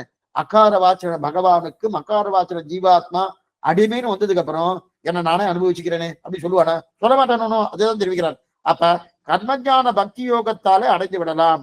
ஆக முமூச்சு இரு வகை புரியுறதும். முமூச்சு இதெல்லாம் மேல நன்னா விவரிக்க போறேன். அவரே சொல்லியிருக்காரு. அவர் சொன்னதை தான் நீ திருப்பி சொல்ல போறேன். அப்ப முமூச்சு ரெண்டு வகை. இப்ப பகவல்லாபாத்திய ரெண்டா பிரிக்கிறார். இது வரைக்கும் வந்துருத்தணும். இப்ப பரம மோக்ஷார்த்தின்னு சாச்சு, அவர் தான் பகவல்லாபார்த்தி. இப்ப பகவல்லாபார்த்தி ரெண்டா பிரிக்கிறார். என்ன சுவாமி ஒவ்வொன்னா ரெண்டு ரெண்டா போயிட்டு இருக்கு என்ன சுவாமின்னா, அதாவது மோட்சார்த்தியில் ரெண்டு வகை. மோட்சம் அடையணும்ன்ற விருப்பம் உடையவர்களில் பக்தியை பற்றினவர் ஒருத்தன், பெருமாளை உட்கார்ந்து மட்டும்னா பிரபன்ன மற்ற மோட்சாத்தை இது எங்க போட்டிருக்கு பாருங்க, பரம மோட்சாத்தின் போட்டிருக்கு இல்லையா, அதுல கீழே பாருங்க பக்தன்னு போட்டிருக்கு, பிரபன்னன்னு போட்டிருக்கு. அப்ப பகவன் லாபார்த்தி 2 வகை இருக்கு. அந்த 2 வகையில ஒரு வகை பக்தன், மற்றொரு வகை பிரபன்னன். அப்படின்னா தன்னுடைய முயற்சியாலே பகவானை அடையணும்னு நினைக்கிறானோ அவனுக்கு பக்தன்னு பேர். தன் முயற்சி எதுவும் கிடையாது, பகவானுடைய நிருகேதுக கட்டாட்சத்தால அடைகிறான்னு நினைக்கிறானோ அவனுக்கு பிரபன்னன்னு பேரு. அந்த பிரபன்ன குலத்துக்கு தலைவர் தான் ஆத்யஸ்தன குலபதி. மாதா பிதா யுவதயகா ஸ்தனயா விபூதிகி சர்வம் யதேவ நியமேன மதன்மயா நாம் ஆத்யஸ்தன குலபதி. நம் குலத்துக்கு தலைவர் யாரு? சுவாமி நம்மாழ்வார். அதுதான் எந்த குலம்? சத்திரிய குலமா, வைசிய குலமா, பிராமண குலமான ஒண்ணு இல்ல, பிரபன்ன குலம். அந்த பிரபன்ன குலத்துக்கு தலைவர் இருக்கிறார் இல்லையா, அப்படி இருக்க செய்து ஆக பகவன் லாபார்த்தி 2 இருக்கச்சு தன்னுடைய நிலையிலே மோட்சம் போகணும் அப்படின்றது ஒண்ணு, கர்மஜான பக்தி யோகங்கள் பண்ணி மோட்சம் போகணும் இருந்தது பக்தனுடைய நிலை வேறு. அப்ப அது என்ன அர்த்தம்? இந்த இடத்துல என்ன தெரியுது? அதாவது மோட்சம் அடையிற விருப்பம் உடையவர்களில் பக்தியை பற்றினவன் ஒருத்தன், பெருமாளே உபாயம் என்கிற பிரபன்னன் மற்றொரு தன். அப்ப பக்தி பிரபக்தி 2 வகை. இப்ப நாமெல்லாம் யார் சுவாமி? சந்தேகமேல பிரபன்னர்கள் தான். 2வது நம் சொரூபமே பிரபன்னனுடைய சொரூபம் தான் நம் சொரூபம். ஏன்னா பக்தி பண்றதுக்கு நமக்கு சொரூபமே கிடையாது. ஏன் சொரூபம் இல்லைன்னா என்னை நானே ரட்சித்துக் கொள்வது அன்வயம் இல்லை. நல்லா புரிஞ்சுங்கோ. அப்ப உன்னால் அல்லால் யாவராலும் ஒன்றும் குறைவேன், அவனுடைய அனுகிரகம் அவனுடைய நிருகேதுக்கு கட்டாட்சத்தாக தான் இருக்கும். அப்ப நாமெல்லாம் பிரபன்னர்கள் அப்படின்னு வந்து சரி சுவாமி. இப்ப இந்த பிரபன்னர்களுடைய 2ஆ பிரிக்கிறார். பிரபன்னர் பிரபன்ன போயிட்டு வந்துட்டு சுவாமி அதுக்கு மேல இன்னும் பிரிவு இருக்கா? இருக்கு. பிரபன்னல 2ஆ பிரிக்கலாம். என்ன சுவாமி? அப்புறம் சரணாகதி ஆயிடுச்சு, சரணாகதியில பிரிவு உண்டா? இருக்கு. பிரபன்னன்ல 2ஆ பிரிக்கிறார். என்ன சுவாமினா ஒண்ணு ஏகாந்தி, மற்றொன்று பரமை காந்தின்றார். இந்த நிலைக்கு நம்ம முதல்ல பிரபன்னனா நிலையே நமக்கு சந்தேகம். அதுக்கு மேல ஏகாந்தின் ஒண்ணு, பரமைக்க தாந்தின் அப்படின்னா என்னன்னா ஏகாந்த் என்ன ஒன்றே முடிவு, ஏக அந்தம். ஏக அந்தம். ஏன்னா ஏகாந்தம்னா தனித்து இருப்பது. சுவாமி ஏகாந்தமா இருக்கான்னு நினைக்கிறேன், ஏகாந்தமா இருக்கலாம்னு நினைக்கிறேன் அப்படின்னு இருக்கலையா, சுவாமி ஏகாந்தம் சாத்திட்டு இருக்கான்னு சொல்லுவார். ஏகாந்தமா இருக்கல தனித்து இருக்கன்னு அர்த்தம். அப்பன்னா இதெல்லாம் இதெல்லாம் என்ன அப்படி ஒண்ணு பகவான் அடையணும்னு ஆசைப்படுகிறான், அவர் தான் எல்லாம் இருக்கார் இல்லையா. ஆனால் ஏகாந்தத்துல ஒரு கட்டம் இருக்கு. 2 பேரும் பகவான் அடையணும் தான் இருக்காரு. ஏகாந்தியும் பகவான் தான் அடைகிறார், பரமை காந்தியும் பகவான் தான் அடைகிறார், அது சந்தேகம் இல்லை. ஆனா ஏகாந்தத்துல ஒரு கட்டம் இருக்கு. ஏன்னா ஒரு ராஜா இருக்கார். ஒரு ராஜா ஏகாந்தமா இருக்கணும்னு எல்லாரும் போங்கோ அப்படின்னு சொன்னா கூட அங்க ராஜாவுக்கு மெய்க்காவலாக இருக்கக்கூடிய அந்தரங்கரா இருக்கக்கூடிய சில பேர் இருக்காரு, அவெல்லாம் போக மாட்டான். ஒண்ணு வேண்டாம். நாமே நீங்க ஸ்ரீரங்கத்துக்கு போனாலும் தெரியும், யாரெல்லாம் வேற்றாலோ வெளியிலேயே போகலாம்னு சொல்லுவா. வேற்றால்னா வெளியே போகலான்னார். அர்ச்சகர் வெளில போவாரா? போக மாட்டாரு. அங்க அந்தரங்கமா கைங்கரையும் பண்ணுவாலாம், வெளியில போவாளா? அவெல்லாம் போக மாட்டான். இப்ப மற்றவெல்லாம் போகணும்னு அர்த்தம். அப்பனா ஏகாந்தம்னு சொன்னா கூட அதுல அவர் மட்டும் தனியா இருக்கிறார்னு ஒரு அர்த்தம் இல்லை. ஆனா அந்த அர்த்தத்தை தான் இங்க சொல்லியிருக்காரு. அப்ப ஏகாந்த தனித்திருப்பது இல்லை. அதே போல இருவரும் பகவான் அடைந்து ஆசைப்படல. அவர் தான் என்ன செய்யறார்? ஏகாந்தன்னு ஒரு கட்டம் என்னன்னா, ஒரு ராஜா ஏகாந்தம் சொன்னோடனே எல்லாம் வெளியே போவாள். அந்த ராஜாவின் மெய்க்காவல் இருக்கிறார் இல்லையா, அதே போல ஏகாந்திக்கு பகவான் வேணும். நான் மோட்சாட்சிதான், ஆனால் அதை நான் என்ன சொல்லுவான்னா, ஏகாந்தி சுவாமி எனக்கு மோட்சத்துலதான் விருப்பம், ஆனா இப்பயே கொடுத்துடாது, இப்பயே கொடுத்துடாதுங்க, ஒண்ணு வேண்டாம். பெருமாள் லேட்டாரு வச்சுக்கோ, இன்னைக்கு 3ஆம் நாள் எதிர்ந்திரவாத தீபிகா இல்ல நீங்க ஆரம்பிச்சுட்டே, எப்ப நீங்க எதிர்ந்திரவாத தீபிகா ஆரம்பிச்சிட்டாலோ நான் உங்க 2 பேருக்கு மோட்சம் கொடுக்குறேன்னு சொல்லிட்டு இருக்கேன். பெருமாள் அப்படியே ஏழு வந்து இங்க வந்து ஒரு வார்த்தை சொன்னான்னு வச்சுக்கோ, முதல்ல அடிய கிளம்பிடுவேன். சுவாமி தெரியாதனமா சொல்லிட்டேன் சுவாமி. என்ன சுவாமின்னா, என்ன மோட்சம் வேண்டாமா? இல்ல சுவாமி, இப்பதான் இந்த வயசு ஆயிட்டு இருக்கு, இன்னும் ஒரு 90 95 ஆகட்டம். பேத்தி இருக்கா, பேரன் இருக்கான், அவளுக்கெல்லாம் கல்யாணம் பண்ணி வச்சுட்டு மேற்கொண்டு அந்த பெயரும் கொள்ளு பேரும் பார்க்க வேண்டாமா? அதெல்லாம் கேட்போமானோ? நன்னாவே கேட்பான். அந்த நிலை இருக்கிறவர் தான் ஏகாந்தி. உடனே நமக்கு என்ன தோணும்? அப்ப நான் ஏகாந்தி இல்ல. தயவுசெய்து நினைக்க வேண்டாம். நம்ம பிரபன்னல் ஓட்டிலேயே ஒட்டிட்டு இருக்கோம். அடிய நீங்க எப்படி தெரியாது? அடியாண்டிதான். பிரபன்னனான தன்மையே ஒழுங்கா இருக்கானா இல்லையே? பிரபன்னனா உன்னால் அல்லால் யாவராலும் ஒன்றும் குறவேண்டேன் என்கிற தன்மை வரணும். அது என்று பூர்ணமா இல்ல. உண்மையதான் சொல்லிட்டு இருக்கேன். இதுதான் உண்மை, நிதர்சனம் இதுதான். எது சொல்ல வந்தேன்னா, அப்ப அதுவே இல்லைன்னா எங்க ஏகாந்தம் போறது? ஏகாந்தி என்ன பண்ணுவான்? பகவானே எல்லாம் இருக்காரு. ஆனா இருந்தா கூட கொஞ்சம் குடும்பத்தையும் பார்க்கறாரு. பார்க்கணும் சுவாமி, குடும்பத்தையும் பார்க்கணும். அவர் எப்ப கொடுக்குறாரோ அப்பெல்லாம் போக முடியாது சுவாமி. எனக்குன்னு ஒரு 90-95 வயசு, அதுக்கப்புறம் போலான்னு நினைக்கிறாரோ, அது நினைக்கிறானோ, அந்த நினைக்கக்கூடிய ஒரு இருக்கணும். அதை தான் சொல்றாரு. அப்ப அது வரைக்கும் கல்யாணம் பண்ணிட்டு குடும்பத்தை பார்க்கணும், குழந்தை பார்க்கணும். இதுதான் ஏகாந்தி. ஏன்னா கூட யாரோ ஒருத்தர் வச்சுட்டு இருக்கிறார் இல்லையா, அவரை விடணுமோனோ, அதை விட மாட்டார். அதை விட மாட்டார். விடாம கூடயே வச்சுட்டு இருக்காரு. அவர் ஏகாந்தி. பரமை காந்தின்னா என்ன சுவாமி? உண்ணும் சோறு பருகு நீர் தின்னும் வெத்திலை எல்லாம் கண்ணன். அப்படி இருக்கா இல்லையா? என்று யாரு ஒருத்தர் வைத்து இருக்காரோ அவள்னா பரமை காந்தி. அப்ப பரமை காந்தி யாரு? ஆழ்வார்களை தவிர வேற யாரையும் சொல்ல முடியாது. என்ன புரிஞ்சுங்க? ஆழ்வார்களை தவிர பரமை காந்தி. இது ஸ்ரீவச்சன மோஷன் நம்ம பார்த்திருக்கோம். பரமை காந்தின்றது ஆழ்வார் தவிர யாரு? ஏன்னா ஏகாந்திக்கு மேலே பரமை காந்தின்னா ஆழ்வார் ஆச்சாரியர்கள் பரமை காந்திகள். அதிலும் ஆச்சாரிகளை காட்டிலும் ஒரு படி மேல்னு சொன்னவன்னா பகவத் சாட்சாத்காரத்தை இந்த பூமியில பெற்றவர்கள் ஆழ்வார்கள் மட்டுமே. ஆழ்வார்களுக்குத்தான் என்னதுன்னா பரமை காந்திகள். என்ன ஆச்சாரியர்களும் சொல்லலாம். என்ன ஆழ்வார்களை காட்டிலும் ஒரு படி மேல். ஏன் ஒரு படி மேல்னா, ஏன் ஆழ்வாரை கொண்டாடுறோம்? சில நேரத்தில் உங்களுக்கே சில இதெல்லாம் தோணும். சாமி பூர்வாச்சார வியாக்கி ஆழ்வார்மா மூல கிரந்தத்தை பண்ணிட்டு போயிட்டார். அந்த மூல கிரந்தத்துல இவ்வளவு தூரம் இவ்வளவு விஷயங்கள்லாம் சொன்னதெல்லாம் பூர்வாச்சாரியர்கள் தான் சுவாமி. அப்ப அவளையும் ஆழ்வார்கள் இது ஒருத்தர் நிஜமாவே கேட்டார். நஞ்சியர் வந்து கேட்கிறார்.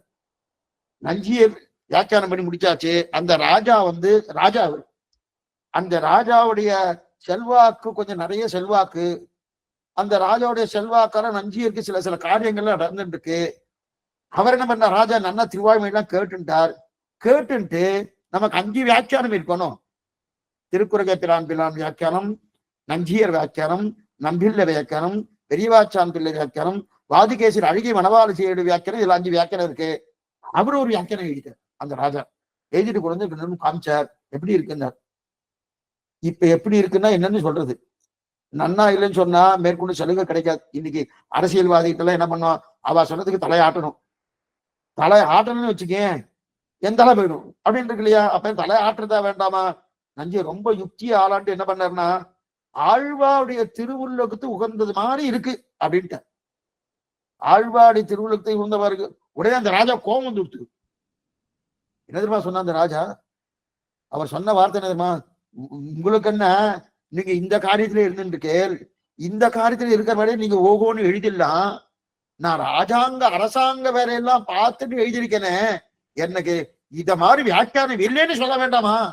நீ சொல்லாம இந்த மாதிரி சொல்லின்னு கேட்டிருக்க. எதுக்கு சொல்ல வந்தேன்னா, அந்த நிலையில இருக்கிறியா? என்னதான் ஆழ்வார்களுடைய அத்தனை ஞானம் பூர்வாச்சாரம் இருந்தா கூட ஆழ்வார்கள் பிரத்யட்சமா பகவானை சேவிச்சிருக்கா. அந்த மாதிரி பூர்வாச்சாரம் உண்டான்னா சுத்தி சுத்தி சுத்தி சுத்தி வர்றாலே தவிர ஏதோ ஒரு ஞாபகத்தை வைத்துக் கொண்டு பண்றாலே தவிர இதெல்லாம் பிரலோகச்சார ஸ்ரீவச்சன மூர்த்தியில எடுத்திருக்காரு. சாட்சாத்காரம் நேரடியா பகவானோட பேசக்கூடிய தன்மை அவளை கொண்டு அதை நான் சரி எங்க சுவாமி வேண்டியிருக்காங்க அதெல்லாம் பண்ண முடியாது. அது பகவானுக்கு அவளுக்கு தான் தெரியும், மற்றாருக்கு யாருக்குமே தெரியாது. தெரியுன்ற அவசியம் இல்லை. அந்த ஜீவனுக்கும் அந்த பகவானுக்கு இருக்கக்கூடிய தொடர்பே தவிர ஆழ்வார்க்கு ஏன் பண்ணாரு பகவான்கிட்ட போய் கேளுமே. பதில் ஒரு மாதம் ஒரு நான் பண்ணேன் ஏன் சுவாமி மயர் வர பதிலாம் அவருக்கு மட்டும் அப்படின்னு எனக்கு பண்ணப்படாதுன்னா பண்ண மாட்டேன்னு சுதந்திரம் என்ன வேணா பண்ணுவார். எதுக்கு சொல்ல மாதிரினா இதை வந்து பல காலம் பிரலோகத்தை தெரிவிக்காரு. பிரத்யட்சம் நேரே பெருமாளை சேவிச்சது ஆழ்வார்களுக்குத்தான். அதனால்தான் அந்த ஆழ்வார்கள் அந்த ஆச்சாரில் இருந்தாலும் மானசீகமா தான் அவர் மனசை கண் மூடிண்டா அப்படியே தெரியற மாதிரி தெரியும் ஆச்சாரியாளுக்கு. கண்ணை திறந்தாச்சுன்னா ஒண்ணும் தெரியாது. ஆனா ஆழ்வார்களுக்கு கண்ணை திறந்த நாமளும் சேவிக்கிறோம், விக்கிரகத்தை சேவிக்கிறோம். நேரா போனா திருவரங்கநாதன் சேவிக்கிட்டு இருக்கோம், திருமலை அப்பனை சேவிச்சுட்டு இருக்கோம், காஞ்சி தேவ பெருமாள் சேவிச்சுட்டு இருக்கோம், எங்கெங்க மன்னாருடைய ராஜகோபாலன் சேவிக்கிறோம், விக்கிரகத்தை சேவிக்கிறோம். அர்ச்சா திருமேனிய விபவத்தை பிரத்யட்சமா சேவிக்கக்கூடிய ஒரு பாக்கியம் பெற்றவர்கள் யாருன்னா அது ஆழ்வார்கள் தானே தவிர வேற யாரும் கிடையாது. ஆச்சாரியெல்லாம் மானசீகமா சேவிப்பாரே தவிர மற்ற கிடையாது. அதனால்தான் ஆழ்வாரத்துல அவ்வளவு தூரம் அவருக்கு பெருமை எதுக்குன்னு அதனால்தான் இவர்கள்லாம் பரமை காந்தி. ஏன்னா இவர்களுக்கு எந்த தேவையும் கிடையாது. ஆழ்வார்களுக்கு ஏதாவது ஒரு தேவை இருக்கான்னா எந்த தேவையும் கிடையாது. கொண்ட எது இவெல்லாம் வேண்டா வேண்டா வேண்டான்ற கொண்ட வெண்டீர் மக்களுற்றார் சுற்றத்தவர் பிறரும் கண்டதோடு பட்டதல்லால் காதல் மற்ற யாதுமில்லை அப்படின்னு தெரியல. பகவானுக்கு தொண்டரோமாய் உயரல்லா இல்லை கண்டீர் துறையே. அவனுக்கு தொண்டரோமா இருக்கணும் தவிர மற்ற பேர்லாம் ஆழ்வார்கள் கண்ண படுவாரன்னா படவே மாட்டார், ஒத்தியும் பட மாட்டார். மறுபடியும் பகவானுக்கு தான் பிரகாரம். அவனுடைய விபூதி அவனை அடையணுங்கிற எண்ணம் தான் இருக்கிறது மட்டும்தான்.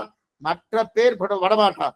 மற்ற பேர் இந்த இந்த கொடுகுலத்தை காட்டேன்றாரு. அவ இருக்கிறது கொடுகுலமே கிடையாது. ஆழ்வார்க்கு எத்தனை அனுபவத்தை கொடுத்தாவிடோ அந்த அனுபவத்திலிருந்து ஒரு துளிக்க பார்த்துட்டான்னா கொடுகுலகம் காட்டாத இதுதான் பரமை காந்தியின் நிலை. இதெல்லாம் யாரு? ஆழ்வார்களுக்கே இருக்கக்கூடிய நிலை. ஆக இருக்கும் காரியத்தில் ஐஸ்வர்யத்தையும் கொடு, மற்றவற்றையும் கொடு. பெருமானும் வருவார், வயதாகும் போது பெருமானை நோக்கி நான் பாக்குறேன் அப்படின்ற இது ஏகாந்தி. இருக்கிற வரைக்கும் சுவாமி சில பேர் நிறைய பேர் இருக்கா அந்த மாதிரி. என்ன பண்ணுவார்னா இருக்கிற பரியந்த சுவாமி வீட்டை குடும்பம் நடத்த வேண்டாமா? என் சரீரம் கொஞ்சம் நல்லா பெருத்திருந்தா தானே நல்லா சங்கிரம் பண்றதுக்கு. அப்ப சரீரம் பெருக்கணும்னா அதுக்கு என்னன்னு சில இதெல்லாம் வேணுமோனோ, இது ஐஸ்வர்யம் வேணுமோனோ, அதுக்கு என்ன தேவையோ அதெல்லாம் சம்பாதிக்கணுமோனோ. கோஷ்டிக்கு போறேன், ஒரு சம்பாதனம் வாங்கிக்கிறேன், அங்க ஒரு சேவா காலத்துக்கு போயிட்டு சம்பாதனம் வாங்கிக்கிறேன், இங்க ஒரு சுதர்சனம் பண்றேன், அது சம்பாதிக்கிறேன் அப்படின்ற கடைசியில் என்ன சுவாமி 85 90 வந்துட்டுனா நீ மோட்சத்தை கொடுத்து. இது ஏகாந்தி நிலை. பரமை காந்தாந்தி நிலை அது கிடையாது. என்ன நிலை? நான் பரமை காந்தி பிறந்ததிலிருந்தே திருத்துழ அங்குரிக்கும் போதே பரிமளத்தோடு அங்குரிக்குமா போலே பிறந்ததிலிருந்தே எந்த சம்பந்தம் கிடையாது. பகவத் சம்பந்தத்தை தவிர வேற எந்த சம்பந்தம் இருக்கா இல்லையா அப்படின்னு இருக்கிறியா? அவெல்லாம் பரமை காந்தி அப்படின்னு சொல்லிட்டாங்க. சரி, இப்ப கடைசி நிலைக்கு வந்துட்டோம். இந்த பரமை காந்தியை ரெண்டா பிரிக்கிறார். இப்ப பரமை காந்திய ரெண்டா பிரிக்கிறார். அது என்னமா சுவாமி பரமை காந்தியை ரெண்டா பிரிச்சா என்ன கிடைக்கிறது? திருப்தன் ஆர்த்தன். என்ன பார்த்தீங்களா? திருப்தன் ஆர்த்தன். அந்த அந்த அட்டவணையே பார்த்துருவாங்க. அதனாலதான் நேற்றுக்கு அட்டவணை, இந்த அட்டவணையை போட்டது புத்தூர் சுவாமி. அந்த அட்டவணையை பார்த்துங்க, திருப்தன் ஆர்த்தன் இது கடைசி. ஆனா இன்னும் நம்ம அத்ரவியத்துல இன்னும் பார்க்கல, அது அடுத்து பார்க்க போறோம். இதை முடிச்சுட்டு அங்க பார்ப்போம். இப்ப கடைசி நிலைன்னா இந்த பிரபன்னனை பிரிச்சா ஏகாந்தி பரமை காந்தின்னு வந்துட்டு, அப்ப பரமை காந்தி உயர்த்தின்னு வந்துட்டு, அந்த உயர்த்தியா இருக்கக்கூடிய பரமை காந்தி ரெண்டா பிரிக்கிறார். திருப்த பிரபன்னன் ஆர்த்த பிரபன்னன் பேர். திருப்த பிரபன்னன் ஆர்த்த பிரபன்னன். திருப்தன் ஆர்த்தன் ரெண்டு வகை. அப்படின்னா பெருமாள் தான் வேணும், ஆனா இப்பவே வேணும் என்பவர் ஆர்த்த பிரபன்னன் பேர். பெருமாள் வேணும் சுவாமி, அவர்தான் எனக்கு வேணும், இப்பவே வேணும், உடனே வேணும், உடனே வேணும். இவரெல்லாம் ஆர்த்த பிரபன்னன் பேரு. தேகாவசானே முக்தி சாத். இது தேவபெருமான் 6 வார்த்தைங்க. தேகம், இந்த தேகம் எப்ப தொலைகிறதோ அப்போ எனக்கு முக்தி கொடு. இது திருப்த பிரபன்னன்னு பேரு. அப்பன்னா இருப்பினும் இதுவரை மற்றவற்றை அனுபவிக்கிறேங்கிற ஆசை இல்லை. நல்லா பாத்துக்கோ, ஏகாந்தி போல மற்றவற்றை அனுபவிக்கணும்னு ஆசை கிடையாது திருப்த பிரபன்னனுக்கு. பகவானை தான் அனுபவிக்கணும், பகவானுக்கு தான் கைங்கரியம் பண்ணிக்கணும், பாகவதாலுக்கு தான் கைங்கரியம் பண்ணிக்கணும், ஆச்சாரனுக்கு தான் கைங்கரியம் இருக்கா. இருந்துட்டு இருக்கட்டும் சுவாமி, அவரை நிர்பந்தப்படுத்தக்கூடாது. அவர் எப்ப கொடுக்குறாரோ கொடுக்கட்டும். தேகம், இந்த தேகம் தொலைகிறதோ இனிமே தேகம் வேண்டாம், இந்த தேகத்தின் முடிவில எனக்கு மோட்சத்தை கொடுத்துருன்னு பிரார்த்திக்கிறவா திருப்த பிரபன்னான்னு பேரு. ஆர்த்த பிரபன்னானா என்ன அர்த்தம்னா உடனே இப்பொழுது இன்னின்ற நீர்மை இனியா முறாமை உயிரிழிப்பான் என்னின்ற யோனியுமாய் பிறந்தாய் தெரிவிக்கலையா? அப்ப ஆர்த்த பிரபன்னு. அப்ப இவ 2 பேருக்குமே பகவத் கைங்கரிய விருப்பம் உண்டு. ஆனா இப்பவே கொடுன்னு பிடிவாதம் பிடிப்பது கிடையாது திருப்த பிரபன்னன். இப்பவே கொடுன்னு பிடிவாதம் பிடிக்கக்கூடிய தன்மை ஆர்த்த பிரபன்னனுக்கு. ஆனால் எல்லா ஆழ்வார்களும் ஆர்த்த பிரபன்னர்கள் தான். எல்லா ஆழ்வார்களும் ஆர்த்த பிரபன்னர் தான். அப்ப யாரும் திருப்த பிரபன்னர் இல்லை. நன்னா புரிஞ்சுக்கோ. அடியே இப்ப சொல்லிட்டு இருக்கணும், ஆர்த்த பிரபன்னா உடனே மோட்சம், உடனே மோட்சம். சில இந்த எக்ஸாம்பிள், லௌகிக எக்ஸாம்பிள் சொல்றேன். சில வஸ்துக்கெல்லாம் புதுசா கண்டுபிடிக்கிறாலும், முந்தியெல்லாம் இந்த தூர்தர்ஷன் டிவி இருக்கு இல்லையா, அதெல்லாம் முதல்ல பிளாக் அண்ட் ஒயிட்ல வந்தது. வந்த உடனே நான் தான் முதல்ல வாங்கினோம் வாங்கிட்டு இருந்தா. அப்புறம் கலர்ல வந்தது, நான் தான் முதல்ல வாங்கினோம் வாங்கினது. அப்ப நான் அவன் முந்தி முந்தி வாங்குறாளும். அதெல்லாம் ஆர்த்தர்னு பேரு. ஆர்த்தர்னா இப்பவே வேணும் இப்பவே வேணும். அவளுக்கு ப்ரொடக்ஷன் அவ்வளவு இருக்காது. சுவாமி ஒரு 4 மாசம் ஆகும், அதெல்லாம் கிடையாது, இப்பவே கொடுக்குறா இல்லையா, அவெல்லாம் ஆர்த்தர்னு பேரு. அதே போல ஆழ்வார் எல்லாருமே பிறந்த உடனே இன்னின்ற நேர்மை இனியாமராமை, எனக்கு இப்பவே குடி இப்பவே குடி இப்பவே குடின்னு சொல்லிட்டு இருக்கா. அதனால ஆழ்வார்களும் ஆர்த்த பிரபன்னர்னு சொல்லியாச்சு. திருப்த பிரபன்னர்லாம் யார் சுவாமி? ஆச்சாரியன்னு சொல்லிக்கலாம், ஒண்ணு தப்பு கிடையாது. சரி சுவாமி, ஆழ்வார்களை போய் ஆர்த்த பிரபன்னு சொல்லியே பிறந்த உடனே போகணும் போகணும் பிடிவாதம் பிடிச்சுட்டு இருக்கான்னு சொல்லியே, திருமேழிசை ஆழ்வார் 4700 வருஷம் இருந்தார். இவர் ஆர்த்த பிரபன்னு என்னமா சொல்லுவேன்? நாங்களே 80-90 தான் சுவாமி இருக்கும். அவர் 4700 வருஷம் இருந்திருக்காரு. அவரை போய் ஆர்த்த பிரபன்னு சொல்லமான்னா, அப்ப அந்தந்த அவரை போய் ஆர்த்த பிரபன்னா நம்மாழ்வார் 32 தான். முதல்ல 16ல பிறந்தார். செத்தத்தின் வீட்டில் சிறியது பிறந்தார், எத்தத்தின் எங்கே கிடக்குன்னு சொன்னார். அதுபோல அவாவற்று வீடு பெற்ற குருகூர் சடகோபன் முடிச்சுட்டார் 32 வயசுல. 32 வயது இருந்தார். அவரும் ஆர்த்த பிரபன்ன தான். இருப்பினும் இவர்கள் இருக்க ஒரு நிர்பந்தம் இருக்கு. அவர் ஏன் 32 வயசு இருந்தார்? 16 வயசுலயே என்னை இப்பவே ஐஷன் போன்னு சொல்லிட்டார் நம்மாழ்வார். 4700 வருஷங்கள் இருந்தார் சுவாமி திருமேஷி ஆழ்வார். இவர் ஏன் இருக்கான்னா அவளுக்கு ஒரு நிர்பந்தம் இருக்கு. இவர் ஆர்த்தியோடு துடித்துக் கொண்டிருந்தாலும் இப்ப நாம் இவருக்கு மோட்சம் கொடுப்பதாக இல்லைன்னு பகவத் சங்கல்பம். அவ ஆர்த்தி துடிக்கிறார். உடனே என்ன மோட்சம் ஐஷன் போ துடிக்கிறார். துடிக்கிறதாலும் நான் இவருக்கு மோட்சம் கொடுக்கறதா பகவத் சங்கல்பம். ஏன்னா அதனால்தான் இவர் இருக்க வேண்டி இருக்குது. ஏன் இவரை இருக்க வேண்டாம்? இவரை வச்சாதான் 4 பிரபந்தம் கிடைக்கும்.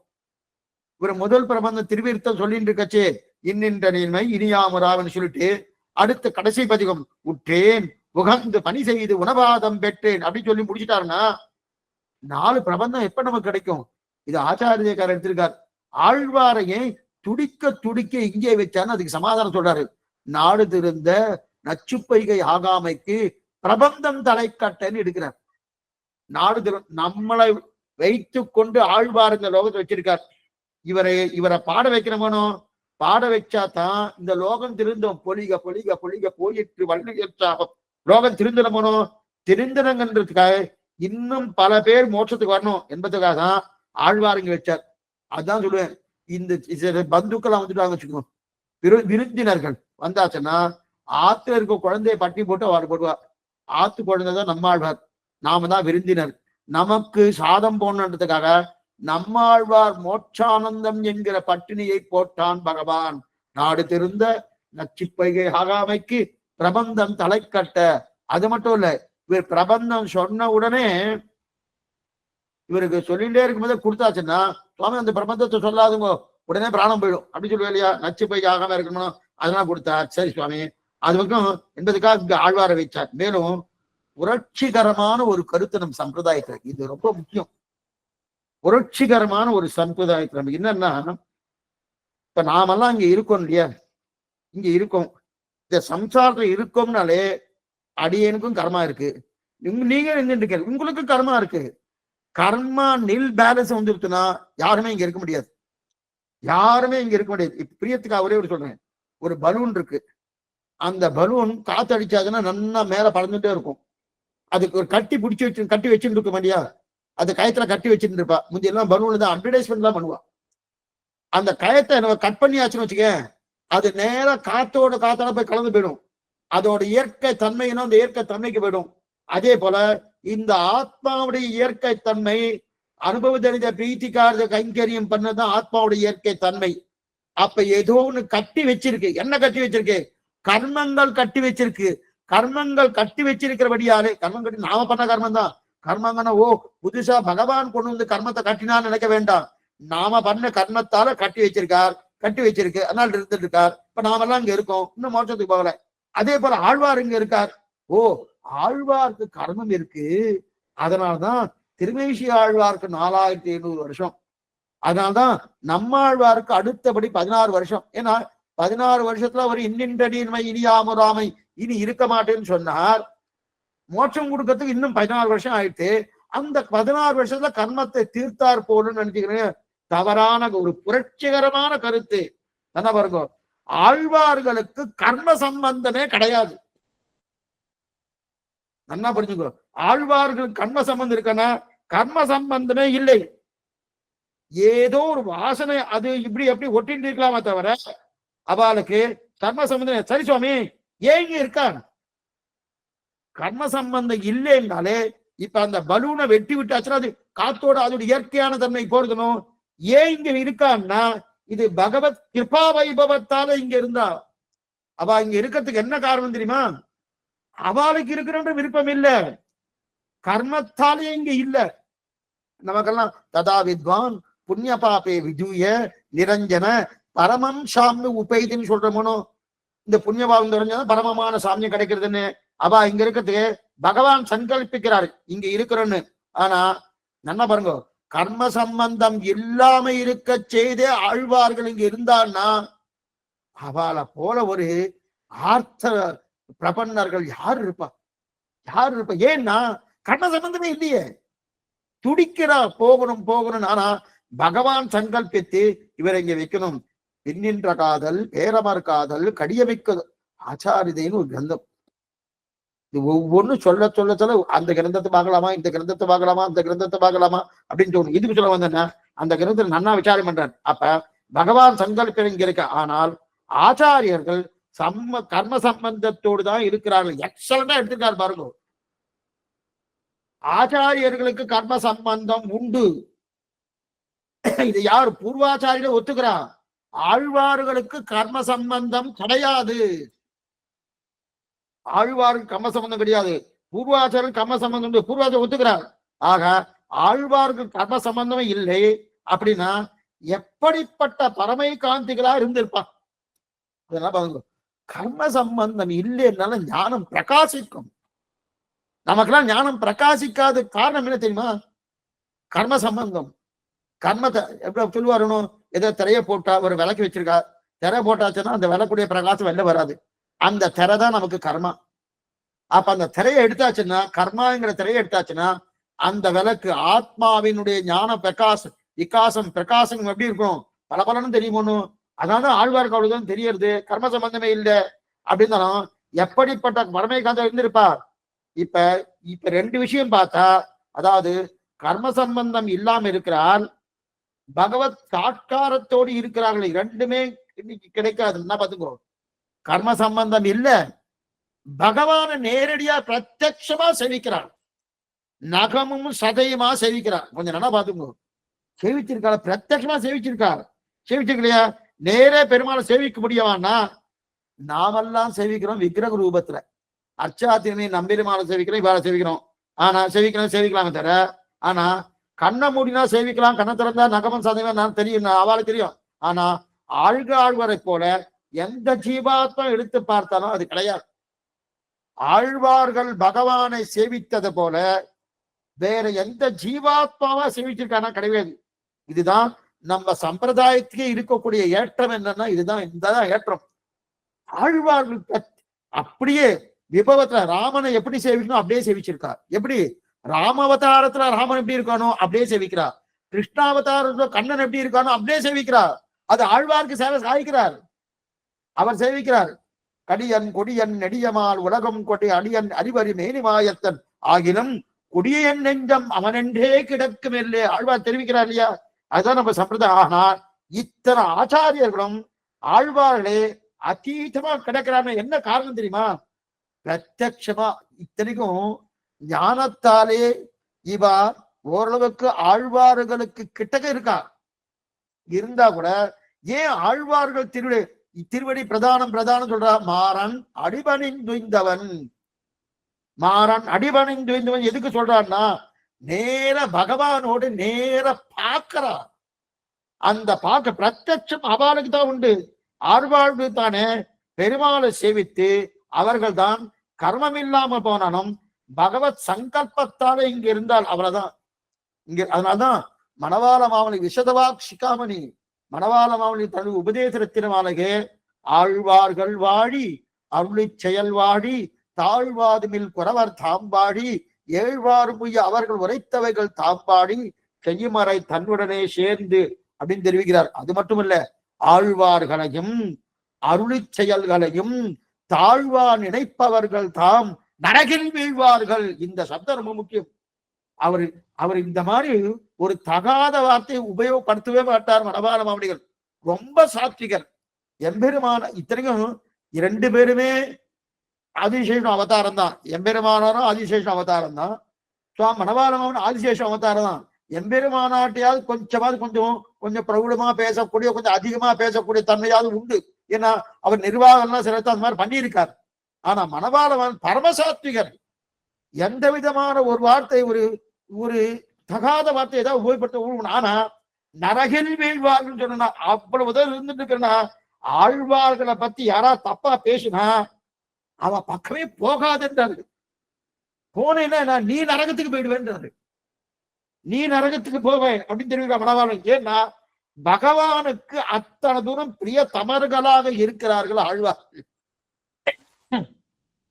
ஆழ்வார்கள் அத்தனை தூரம் பகவானுக்கு பிரியத்தமர்களாக இருக்கிறார்கள்.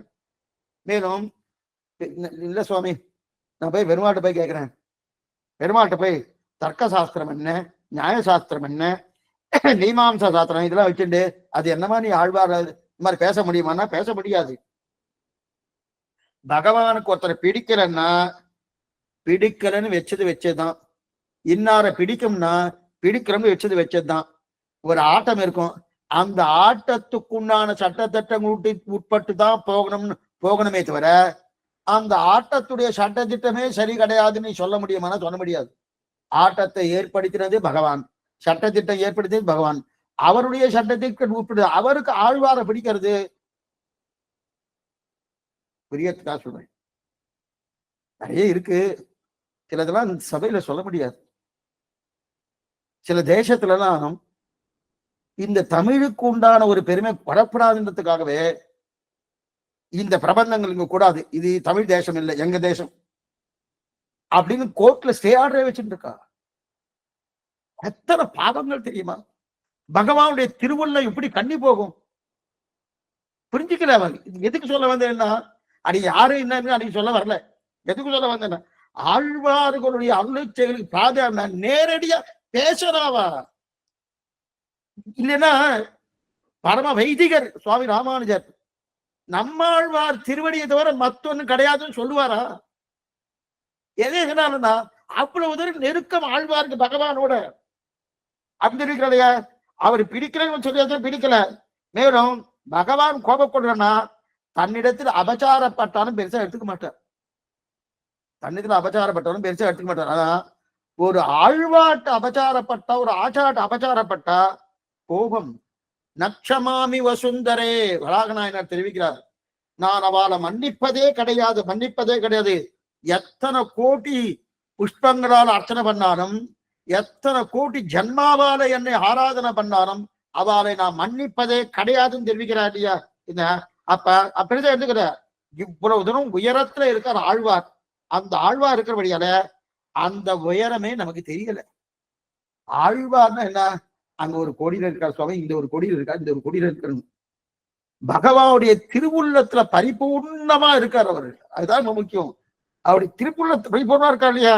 அதனால அதெல்லாம் நமக்கு தெரியாதபடியால ஆழ்வார் சுவாமி தமிழ பண்ணியிருக்காரு. அவர் உகந்த அவருடைய உகப்பு முக்கியம். அதான் பிரத்யட்சமா சேவிச்சிருக்காரு. ஆக இப்ப விஷயத்துக்கு வந்துடும். ஆக ஆழ்வாருக்கு இது தெரியாது. இதுவரையில் பார்த்தது ஆத்மாக்களை பத்தி பார்த்தோம். ஆத்மாவை பத்தி இப்ப அது வரைக்கும் எடுத்து இப்ப பிரபன்னனை 2ஆ பிரிச்சா ஏகாந்தி பரமேகாந்தி. அதுல பரமேகாந்தி 2ஆ பிரிச்சா திருப்தன் ஆர்த்தன். ஆர்த்த பிரபன்னர் யாருன்னா ஆழ்வார்கள். அப்படின்னு தெரிஞ்சிருத்து. இப்ப அது வரைக்கும் போயிட்டு இது வரைக்கும் சொன்னது ஆத்மாக்களை பிரித்தார். இனி பாக்கி இருக்கிறது யாரு? பகவான் தான். பகவானை பத்தி பார்க்கணுமானோ இப்ப எங்க விட்டுக்கோம்? இந்த மறுபடியும் சாத்துக்கு போவோம். சாத்துக்கு போயாச்சுன்னா பிரமேயம் நல்லா பாத்துக்கோ. பிரமேயத்திலிருந்து திரவியம் அத்ரவியம் வந்தது. பிரமாணத்துல 3 எடுத்துட்டு அது தனியா போயிடுத்து. பிரத்யக்ஷம் அனுமானம் சப்தம் அது தனியா போயிடுத்து. அது நீங்க தனியா இருக்கு. இந்த சார்ட்டை நீங்க வச்சுன்னா நன்னா புரியும். ஒன்றும் கஷ்டமே இல்லை. அந்த பிரமேயத்தை இந்த சார்ட்டை கொடுத்து அவர் திருவடி தான் நம்ம சேவிக்கணும். புத்தூர் சுவாமி திருவடி தான் சேவிக்கணும். இது இல்லைன்னா கொஞ்சம் சமமா தான் இருக்கும். ஏன்னா எத்தனைதான் நம்ம சொல்லி புரிய வச்சாலும் சரியா ஹேரல சுவாமி அடியாருக்கே தான் சொல்லிட்டு இருக்கேன். வேற யாருக்கும் இல்லை சொல்லியிருக்க இல்லையா? அந்த புத்தூர் சுவாமி எத்தனை தூரம் கருணை உள்ளத்தோடு இதை பண்ணியிருக்காரு. எதுவும் சொல்ல வந்தேன்னா அப்ப பிரமேயத்தை 2ஆ பிரிச்சா திரவியம் அத்ரவியம். அதுல திரவியத்துல 2ஆ பிரிக்கும் ஜடம் அஜடம் வந்துட்டு. அத ஜடத்தை 2ஆ பிரிச்சோம் பிரகிருதி 24 தத்துவங்கள் கால தத்துவம் வந்துடுத்து. அஜடத்தை 2ஆ பிரிச்சோம் பராக்கு பிரத்யக் வந்துடுத்து. அதுல பராக்க 2ஆ பிரிக்கச்சே நித்திய விபூதி தர்மபூத ஞானம் வந்துடுத்து. அதுக்கப்புறம் பிரத்யக்க 2ஆ பிரிக்கச்சே ஜீவாத்மா பரமாத்மா வந்துடுத்து. அதுல ஜீவாத்மாவுடைய 3 விதமான ஜீவாத்மா, பத்த ஜீவாத்மா, நித்திய ஜீவாத்மா, முக்த ஜீவாத்மா வந்துடுத்து. அதோட பத்த ஜீவாத்மா 2ஆ பிரிக்கிறோம். 2ஆ பிரிச்ச உடனே என்ன வந்துடுது? புபூட்சு முமூட்சுன்னு வந்துடுத்து. அதுல புபூட்சுவை 2ஆ பிரிக்கிறோம். அர்த்த காமபரன் அதே போல தர்மபரன் 2ஆ வந்துடுத்து. முமூட்சு அது திருப்பி வந்து தர்மபரன் 2ஆ பிரிச்ச உடனே தேவதாந்திர பரன் பகவத் பரன் வந்துடுத்து. முமூட்சுவை 2ஆ பிரிச்சா கைவல்யார்த்தி பகவன் லாபார்த்தின்னு வந்துடுத்து. அந்த பகவன் லாபார்த்தி 2ஆ பிரிச்சா பக்தன் பிரபன்னன் வந்துடுத்து. பிரபன்னன் 2ஆ பிரிச்சா ஏகாந்தி பரமைகாந்தின்னு வந்துடுத்து. பரமைகாந்தி 2ஆ பிரிச்சா திருப்தன் ஆக்கன் வந்துடுத்து. இது வரைக்கும் வந்துடுத்து. இப்ப அத்ரவியத்தை ஒண்ணு நம்ம பார்க்கல, அது ஒண்ணு பார்க்கணும். அதற்கு மேற்கொண்டு இந்த பிரத்யக்க ஜீவன் ஈஸ்வரன் பார்த்த போனோம். அதுல ஜீவன் கோட்டியிலிருந்து தான் நம்ம பார்த்துட்டே இருக்கோம். ஈஸ்வர கோட்டில 5 விதமான நிலைகள் இருக்கு. அது ஒண்ணு நம்ம பார்க்கவே இல்லை. அப்ப இது வரைக்கும் பார்த்தது ஆத்மாக்களை பத்தி பார்த்தோம். இனிமேதான் மிச்சம் இருக்கிறது யார்? பகவான் தானே. இனி அவரை பார்க்கறது ரொம்ப சுலபம். என்ன சுலபம்னா, ஏன்னா இவரிடத்துல பிரிப்பதற்கு ஒண்ணுமே இல்லையே. இப்ப பத்த ஜீவாத்மா முத்த ஜீவாத்மா நித்திய ஜீவன் பிரிக்கிறது நிறைய இருக்கு. நம்ம கிட்டதான் நிறைய இருக்கு. ஜீவாத்மான்னு தான் பிரிக்கிறது நிறைய இருக்கு. பரமாத்மா பிரிக்கிறது நிறைய இருக்கு. ஆனா ஒண்ணுமே இல்லையே. அப்ப என்ன சுவாமி? பகவான் நிலைகள் 5. விண்மீதிருப்பாய், மலைமேல் நிற்பாய், கடல் சேர்ப்பாய், மண்மீது உழல்வாய், இவற்றுலெங்கும் மறைந்துரைவாய். 5 நிலைகள். பரத்வம், வியூகம், விபவம், அந்தர்யாமி, அச்சை. இது எங்க எடுத்திருக்க பாருங்க. அதே அர்த்தம் பாருங்க. இப்ப அஜடத்தை 2ஆ பிரிக்கச்சே பராக்கு பிரத்யக் வந்துருத்தணும். அந்த பிரத்யக்கத்தை 2ஆ பிரிக்கச்சே ஜீவன் ஈஸ்வரன் வந்துருத்தணும். ஜீவனை பிரிச்சு அதெல்லாம் பார்த்துட்டோம். இப்ப ஈஸ்வரன் ஒன்னும் நம்ம பிரிக்கவே இல்லை. அந்த ஈஸ்வரன் பிரிக்க முடியாது. அந்த ஈஸ்வரனின் நிலை 5 நிலை. பரத்தம் என்ன, வியூகம் என்ன, விபவம் என்ன, அந்தர்யாமி என்ன, அச்சை என்ன, இதுன்னு. அப்ப இதுவரையில் விட வேண்டியதை சொல்லிட்டார். விட வேண்டியது நம்ம ஆத்மா பத்தினா விட வேண்டியது சொல்லிட்டாரு. இப்ப சொல்றது பற்ற வேண்டியது சொன்னார். 5 நிலைகளை பார்த்தணும். பரத்தம், வியூகம், விபவம், அந்தர்யாமி, அச்சை. அப்ப பற்ற வேண்டியது பகவான். சரி சுவாமி, விட்டால் பற்ற வருமா அல்லது பற்றினால் விட வருமா? சுவாமி விட்டுட்டேன், அதுக்கப்புறம் பற்றலாமா? இல்ல பற்றின பிறகு வருமானா? விட்டு விட்டு பற்றவான்னு சொன்னா யாரும் வரமாட்டான். விட்டுட்டு பார்த்துப்பா, விட்டுடு சுவாமி, குடும்பம் எல்லாத்தையும் விட்டுட்டு வாங்கணும்னா ஒருத்தரும் வரமாட்டான். விட்டுட்டு பற்றவன யாரும் வரமாட்டா. அப்ப என்னன்னா, பற்ற வேண்டிய ஈஸ்வரன். அந்த ஈஸ்வர வைபவத்தை சொல்லி அதுல ஆசை ஏற்பட்டா தான் விடுவதை விடுவான். முதல்ல பகவானை பத்தி ஒரு ஆசை ஏற்படணும். அவன் மேல ஒரு பிரேமம் வரணும். அவன் மேல ஒரு காதல் வரணும். அவனிடத்துல ஒரு அவா ஏற்படணும். அது ஏற்படுத்துன்னு வச்சுக்கேன், அதுக்கு பெருமை என்ன பண்ணுவான்? அப்பதான் விடத்தை விடுவான். பிரியத்துக்காக சொன்னேன். எல்லாம் படிக்கணும்னா ஆயிடுத்து. கிட்டத்தட்ட 15-20 வயசு ஆயிடுத்து.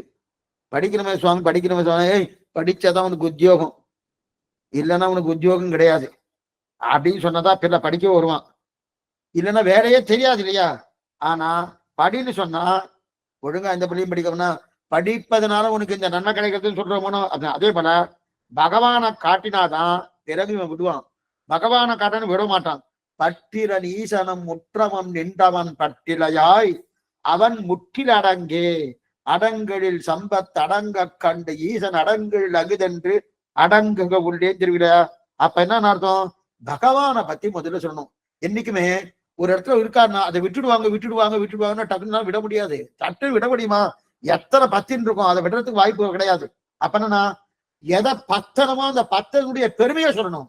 பெருமையை சொல்லியாச்சுன்னா ஓ இத்தனை தாழ்ந்ததை பத்தின்னு இருக்கேன், இவ்வளவு பெருமை இருக்கேன்னு அதை விட்டுறாங்க இல்லையா? இப்ப 5 விதமான நிலைகள்: பரரூபம், வியூகரூபம், விபவரூபம், அந்தர்யாமி, அர்ச்சைன்னு இருக்காரு. பரரூபம்னா என்னது? ஸ்ரீவைகுண்டம் பரரூபம். ஸ்ரீவைகுண்டம் பரரூபம். வியூகரூபம் இது திருப்பார்கடல் வியூக வாசுதேவன். திருப்பார்கடல் வியூக வாசுதேவன் வியூகரூபம். விபவம்னா என்னது? ராமகிருஷ்ண அவதாரங்கள். எத்தனை அவதாரங்கள் இருக்கு இல்லையா? அந்தந்த அவதாரங்கள் என்னென்னாவது நிறைய அவதாரங்கள். பிறப்பில் பல்பிறவி பெருமான் தெரிவிக்கிற அவதாரங்கள்.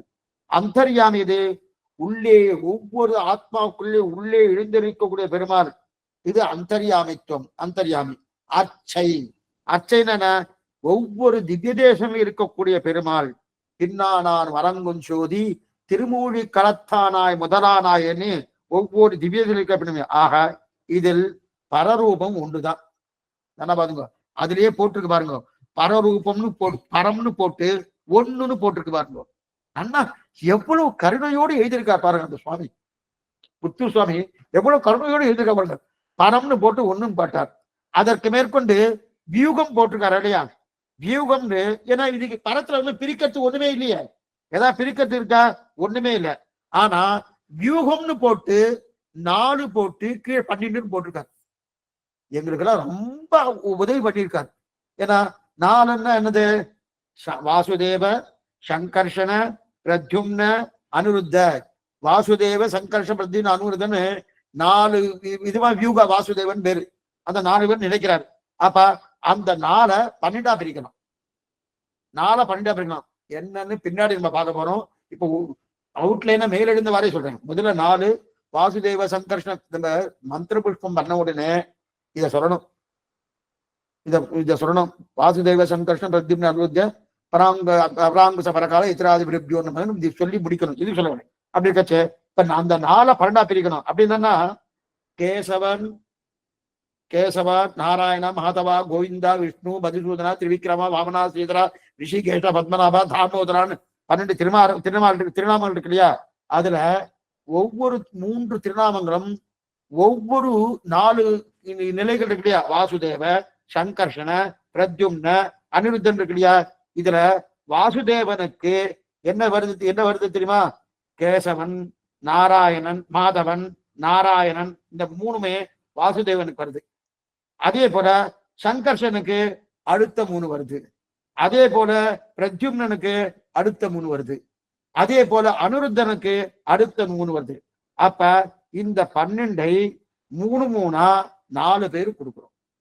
3 இவாதான் சிருஷ்டிக்கிறா, இவாதான் சம்ஹாரம் பண்றா, இவாதான் என்ன பண்றா, நமக்கு ரட்சிக்கிறா, எல்லாம் இவதான் பண்றா. சரி, இதெல்லாம் இப்ப 12 வந்துருத்தோணும்.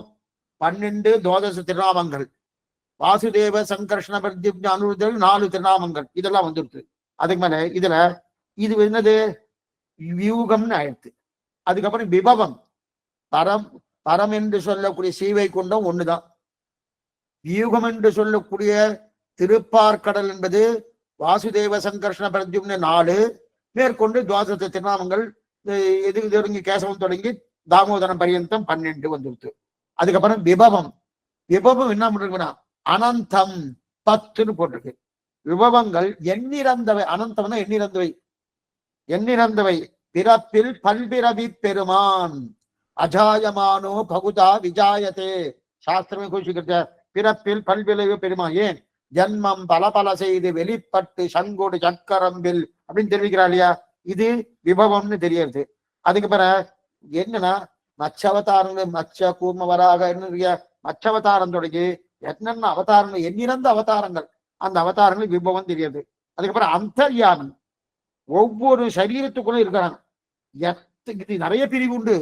எத்தனை கோடானு கோடி மக்கள், அந்த கோடானு கோடி மக்கள் ஒருத்தருக்கு அந்தரிமையா இருக்கான். எல்லாமே ஒரே பெருமாள் தான். அதே ஸ்ரீமன் நாராயணன் தான் அந்தரியாமியா ஒவ்வொரு சரீரத்தில் இருக்கிறான் இல்லையா, அப்படி அந்தரியாம அந்தந்த சரீரத்துக்குள்ளேயே அந்தரியாமி இருக்கிறான் இல்லையா, அது அந்தரியாமி. அடுத்து அர்ச்சை. அர்ச்சை பின்னானான் வணங்கும் சொல்லி அர்ச்சை எங்கே? ஸ்ரீரங்கம், கரிசைலம், அஞ்சனகிரிம், தாட்சாட்சி சிம்மாசனம், என்னென்ன திவ்யதேசம். இது பூலோக வைகுண்டம் சொல்றா. அதுக்கப்புறம் என்ன? நித்திய புஷ்பத்தியாக போக மண்டபம் சொல்றாளோ, அந்த மாதிரி 4 திவ்யதேசம் பிரதானமா எடுத்திருக்கார் வியாக்கியானத்துல. ஸ்ரீரங்கம், அது காஞ்சிபுரம், அதே போல இவருடைய திவ்யதேசம் கடிகாசலம், சோழசிம்மபுரம், அதையும் எடுத்திருக்கார். எதுக்கு சொல்ல வந்தேன்னா, அந்த மாதிரி இந்த திவ்யதேசம் இருக்கக்கூடிய நம்முடைய தாழ்ந்த கண்களுக்கு கூட பார்க்கும்படி ஆனார் அல்லவா. அந்த தாழ்ந்த கண்கள் பார்க்கும், சேவிக்கிறோம் இல்லையா. மற்ற நாளும் சேவிக்க முடியும்னா சேவிக்க முடியாது. பரத்துவமோ, வியூகமோ, விபவமோ, அந்தர்யாமியோ இப்ப நாம சேவிக்க முடியும்னா சேவிக்க முடியாது. அர்ச்சை இப்போட முடிஞ்சா நேர திருவரங்கநாதர் போய் சேவிக்கலாம். அர்ச்சை சேவிக்க முடியும். ஆனால் சீவைக்கணும் போகும்போது சேவிக்கலாம். அங்க எங்க போறோமோ அப்ப சேவிக்கலாம். திருப்பார்கடல் யாரு சுவாமி சேவிக்கலாம்? அதுவும் நமக்கு கிடைக்காது. தேவர்களுக்கு தான் சேவிக்க முடியும். அது விபவம் அவதாரங்கள் சேவிக்க முடியும்னா அன்னைக்கு இருந்தவா சேவிப்பா. அந்தர்யாமி யோகிகள்லாம் சேவிச்சுட்டு இருப்பா. ஆனால் அர்ச்சையோ எல்லாருக்கும் சேவிக்க குறித்தமே இருக்கு, எல்லாருக்கும் காட்சி அளிக்கிறாண்டியா அப்படின்னு தெரிவிக்கிறார். ஆக இதுவரையும் நம்ம பிரித்தது திரவியத்தை. அத்ரவியத்தை நான பாருங்க, திரவியத்தை பிரமாணம் பிரமேயம் பிரித்தோம் இல்லையா. அதுல பிரமாணம் 3, பிரத்யக்ஷம், அனுமானம், சப்தம். அடுத்து பிரமேயத்துல திரவியம் அத்ரவியம் பிரித்தார். அதுல திரவியம் அத்தனையும் சொல்லிட்டார். திரவியம் அத்தனையும் சொல்லிட்டார். அத்ரவியத்துல நம்ம வச்சு இருக்கோம் சப்தஸ்பரிச ரூபரச கந்தங்கள். அதே போல சத்வகுணம், ரஜோகுணம், தமோகுணம், இந்த மூணு திரவியம் அல்ல, இது அத்ரவியம். இத சொல்லணும். இதுக்கு என்னன்னா, இதுல இந்த 3 சொல்லியாச்சுன்னா இது பூர்த்தியா முடிஞ்சிருது. இந்த 3 சொல்லணும். மேற்கொண்டு இதற்கு மேற்கொண்டு என்னென்ன எப்படி எப்படி எடுக்கிறார், அதுல முதல்ல பிரத்யக்ஷம்னா என்ன அப்படின்னு எடுக்க போறார். என்னென்ன விஷயம்னு பார்க்கலாம். நிதானமா போலாம், ஒன்னும் அவசரமே இல்லை. ஆனா அப்படியே மறுபடியும் உங்ககிட்ட தாழ்ந்துதான் கேட்டுக்கிறேன். இங்கேயே ஞாபகம் இருந்தா தான் யதீந்திர மத தீபிகா நன்னா புரியும். எந்த சந்தேகம் வேண்டாம். ஆழ்வாரும் பெருமானார்ஜிய திருடிலேசனும் ஆச்சாரியம் திருடிலேசனும் பகவதால் திருவடிகளேஸ்வரனும். சந்தேகம் எதா இருந்தா அவசியம் கேட்கும்படி பிரார்த்திக்கிறேன். நாளைய தினம் நாளை மறுநாளும் ஸ்ரீமத் பாகவதம் ஆச்சரியமான ஒரு கிரந்தம். அந்த கிரந்தத்தை நாளையிலிருந்து ஆரம்பிக்கிறான்னு பகவத் கிருபை, அந்த கிருபையால் வரணும்னு. இப்ப ஏதாவது சந்தேகம் இருந்தா கேட்கலாம். சுவாமி நமஸ்காரம். ஸ்ரீமதி ராமானுஜம். அடியன் சுவாமி ஸ்ரீமதியே ராமானுஜம்ங்க நல்லா அனுபவிச்சோம். சந்தேகம், அந்த அத்ரவியத்துல அது நம்ம ஒன்னும் எடுக்கல, நாளைக்கு தான் நீங்க எடுக்க போற அடுத்த இதுதான். பட் அதுலயும் சப்த இதுவும் வருது இல்ல, அந்த கேட்கறது இது பண்றது சப்தம். அது நம்ம இதுலயும் 24 தத்துவங்கள், அச்சித் தத்துவங்கள், அதுலயும் அந்த 7 வருது. அப்ப ரிப்பீட் ஆகுற மாதிரி இருக்கு. சரியான கேள்வி. இப்ப இதுல இருந்து என்ன தெரியுதுன்னா, நீங்க நன்னா இந்த காலக்ஷேபத்தை நல்லா கேட்டிருக்கேன்னு அர்த்தம். ஏன்னா அதுக்கு அது சமாதானம் இப்பயே சொல்லிடுறேன். இப்ப என்ன, இப்ப இல்ல, அடுத்த காலக்ஷேபத்துல சொல்லிடுறேன். இத நேத்திக்கு 6ஆவதம் சுவாமின்னு ஒரு சுவாமி, அவரே இந்த சந்தேகத்தை கிளப்பினார். அவரா நான் சந்தேகத்தை அவருக்கு தீர்த்து கொண்டார்னு அவரே சொல்லினார். இந்த சந்தேகத்தை நான் முடிவு. ஏன்னா சப்தஸ்பர்ச ரூபரசகந்தங்கள் அத்ரவியமா திரவியமா ரெண்டுத்திலயும் இருக்கு. இப்ப ரெண்டுத்திலயும் இருக்குன்னா அது என்னமா ரெண்டுத்துல வரலாம், எப்படி வரப்படாத? அடுத்த காலக்ஷேபத்துல அதை நிதானமா பார்ப்போம். எதனால இந்த மாதிரி வருது, எப்படி வருதுன்னு அவசியம் பார்ப்போம். அடியன் சுவாமி, ஞானமும் தர்மபூத ஞானமும் ரெண்டுமே ஒன்னா சுவாமி? இல்ல, ஞானம் வேறு, தர்மபூத ஞானம் வேறு. ஆத்மாவின் ஞானம் வேறு. ஆத்மாவின் ஞானம் தனக்கு பிரகாசிக்கும், தானே பிரகாசிக்கும். ஆனா தர்மபூத ஞானம் தனக்கு பிரகாசிக்கும், தானே பிரகாசிக்கும்னா தெரியாது. தர்மபூத ஞானத்துக்கு தான் தர்மபூத ஞானம் தெரியுமானா தெரியாது. ஆனா ஆத்மா ஞானத்துக்கு தான் ஞானம்னு தெரியும். ஞானமயன் ஆனந்தமயன். தனக்கு ஞானம் தான் ஞானமாவும் இருக்கார், தனக்கு ஞானமும் உண்டுன்னு ஆத்மாவுக்கு இருக்கக்கூடிய நிலை. தர்மபூத ஞானத்துக்கு அப்படி கிடையாது. தர்மபூத ஞானத்துக்கு இன்னொருத்தரை பிரகாசப்படுத்துமே தவிர எனக்கு தர்மபூத ஞானம் இருக்குன்னு தர்மபூத ஞானம் தெரியுமானா தெரியாது. விளக்கு போல புரியுது. இல்ல இப்ப இந்த நம்ம கண் கொண்டு பாக்குறோம், காது கொண்டு கேக்குறோங்கிறதான் நீங்க இப்ப தர்மபூத ஞானம்னு சொன்னீங்க. அது அப்ப அது அது அந்த ஞானத்தோட சேர்ந்தது கிடையாதுன்னா, இது தர்மபூத ஞானம்ன்றது வேற இதுதானே? என் கண்ணுன்னு சொல்றேன், என் கண்ணுன்னு சொல்றேன். இப்ப என் கண்ணு சொல்றதுக்கு இது ஆத்மா சொல்லத்தான் நான் சொல்றேனே தவிர, என்ன பண்ணீங்க, இது ஆத்மா சொல்லத்தான் சொல்றேனே தவிர என் கண்ணுன்னு எனக்கே என்னுடைய சரீரத்துக்கு கண்ணுன்னு தெரியுமானா தெரியாது. இப்ப கண்ணை தனியா எடுத்துட்டு கண்ணு இது இது இந்த சுவாமியுடைய கண்ணுன்னு கண்ணு சொல்லிக்குமா? சரி சரிங்க. புரியுதா? கண்ணை தனியா எடுத்துட்டேன். சில பேர் கண் தானம் பண்றாரோனா, இன்னொருத்தர் கண்ணு வைக்கிறாரோனா, அப்ப அந்த கண்ணு என்ன பண்ணிருக்கணும், நான் இந்த சுவாமியுடைய கண்ணு அந்த சுவாமிக்கு 4 வருஷமா அந்த சுவாமி கண்ணா இருந்தேன், இப்ப நான் உனக்கு கண்ணா வந்துட்டேன் அப்படின்னு அந்த கண்ணு சொல்றதா? இல்ல இல்ல சாமி. ஓகே, அடியேன் புரிஞ்சுங்க. ஆச்சரியமான விஷயங்கள் தான், நன்னா புரிஞ்சுக்கணும். ஆனா இது புரிஞ்சதுக்கு அப்புறம் இது கொடுக்குற சந்தோஷம் எதுவுமே கொடுக்காது. இப்ப ஸ்ரீவைகுண்டத்துல போனாலும் இந்த தர்மபூத ஞானம் இருக்கும் அப்படின்றது மாதிரி, ஏன்னா நம்மளையும் அறியாம இங்க ஓரளவுக்கு தான் தெரியுது, அது அதையும் உட்பட்டு அதுக்கும் மீறி தெரியும் அப்படின்ற மாதிரி கேள்விப்படாம, அது சரியா தவறா இல்ல நான் அடியன் புரிஞ்சுட்டதான்றது எனக்கு அடியன் தெரியல சொன்னதுனால. வரப்போறது மேல இந்த விஷயமே மேல வரப்போறது அங்க. ஏன்னா இப்பயே அதை சொல்லிட்டு இருந்தேன்னா எல்லாமே இதுவாகணும். மேல வரப்போறது இதே விஷயம் வரப்போகுது. ஸ்ரீவைகுண்டத்துல நம்ம ஞானம் எப்படி இருக்க போறது, மேல வரப்போறது. ஏன்னா நித்திய விபூதின்னு எடுத்திருக்கோமோ, நித்திய விபூதி எங்க எடுத்திருக்கோம், பராக்க 2ஆ பிரிச்சு நித்திய தர்மபூத ஞானம் எடுத்து விவரிக்க போறோம். ஒவ்வொன்றும் திரவியம்னா என்ன, அத்ரவியம்னா என்ன, ஜடம் என்ன, அஜடம்னா என்ன, அதுல பிரகிருதி 24 தத்துவங்கள் என்ன, கால தத்துவம்னா என்ன, அதே போல பராக்கன்னா என்ன, பிரத்யக்கனா என்ன, அந்த பராக்கில் பிரிக்கப்பட்ட நித்திய விபூதி என்ன, தர்மபூத ஞானம் என்ன, பிரத்யக்ல ஜீவாத்மான என்ன, பரமாத்மானா என்ன, ஒவ்வொன்றும் நம்ம பார்க்க போறோம். அப்ப நீங்க கேக்குற அந்த கொஸ்டினுக்கு ஆன்சர் கிடைச்சிடும். நித்திய விபூதின்றது ஜடம்ன்றதுல வராதா சுவாமி? ஆக்சுவலா அது நம்ம ஜடம் அஜடம் பிரிச்சுட்டோம். அந்த அஜடத்துல வருது, ஜடத்துல வந்து பிரகிருதி இதெல்லாம் வருது. காலம் தான் ஜடம், அதுக்கு மேல கிடையாது. ஆமா, அஜடத்துல வந்து பராக்கு பிரத்யேக்கு, பராக்குல நித்திய விபூதின்னு வருது. நித்திய விபூதின்றது ஒரு இடம் இல்ல, அந்த இடம்ன்றது ஜடம் தானே. அது ஜடம் கிடையாது, அஜடம் தான். அது ஜடம் கிடையாது. இப்ப நம்ம இந்த பூலோகத்துல இருக்க மாதிரி இருக்கிறோமா, அது வேற மாதிரி இருக்கும், அது பிரகாசம் வேற மாதிரி இருக்கும். அங்கேயும் வந்து உங்களுக்கு பஞ்ச பூதங்கள் உண்டு, அங்க அது வேற மாதிரியா இருக்கும். இங்க இருக்கிற மாதிரி இருக்காது, அது அப்ராகிருதமா இருக்கும். அங்க அப்ராகிருதமா இருக்கும். நான் அதெல்லாம் சொல்றேன். நிறைய இருக்கு, நிறைய தெரிஞ்சுக்க. ஏன்னா எல்லாமே ஸ்ரீபாஷத்துல இருக்கு, அது அப்படியே ஸ்பிண்டீகரணம் பண்ணி எடுத்து வச்சுட்டாருங்க. ஆனா இதுல ஓரளவுக்கு தான் சொல்லியிருக்காரு. அப்படியே அதனால தான் நேற்று காலத்துல சொன்னேன், அவர் ஓரளவுக்கு தான் ஒரு வியாக்கியானத்தை எடுத்திருக்கார். அப்படியே வேதார்த்த சங்கத்திலிருந்து கொஞ்சம் எடுக்கிறேன், ஸ்ரீபாஷத்துலேருந்து கொஞ்சம் எடுக்கிறேன். எதெல்லாம் எடுத்து சேர்க்க முடியுமா சேர்த்து, கொஞ்சம் நாழி ஆகும், பரவாயில்ல, நாழி ஆகணும் பரவாயில்ல, எடுத்து நான் சேர்த்தியா சொல்றேன், ஒன்னும் ப்ராப்ளமே.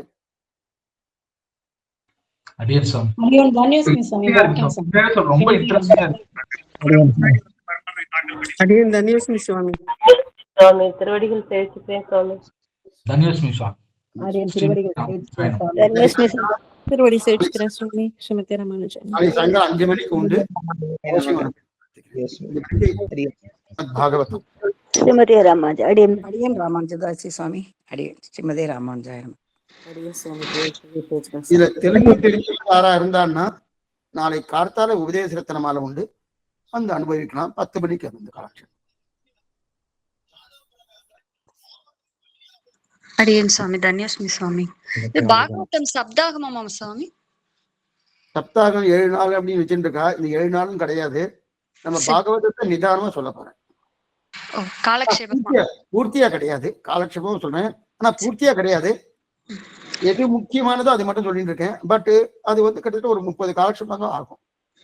அடியேன் சுவாமி. அடியேன். சப்தாகத்துல என்ன விஷயம் சொல்லப்பட்டதோ அந்த விஷயம் எல்லாம் பூர்த்தியா வரும். தன்யஸ்மி சுவாமி. அடியேன்.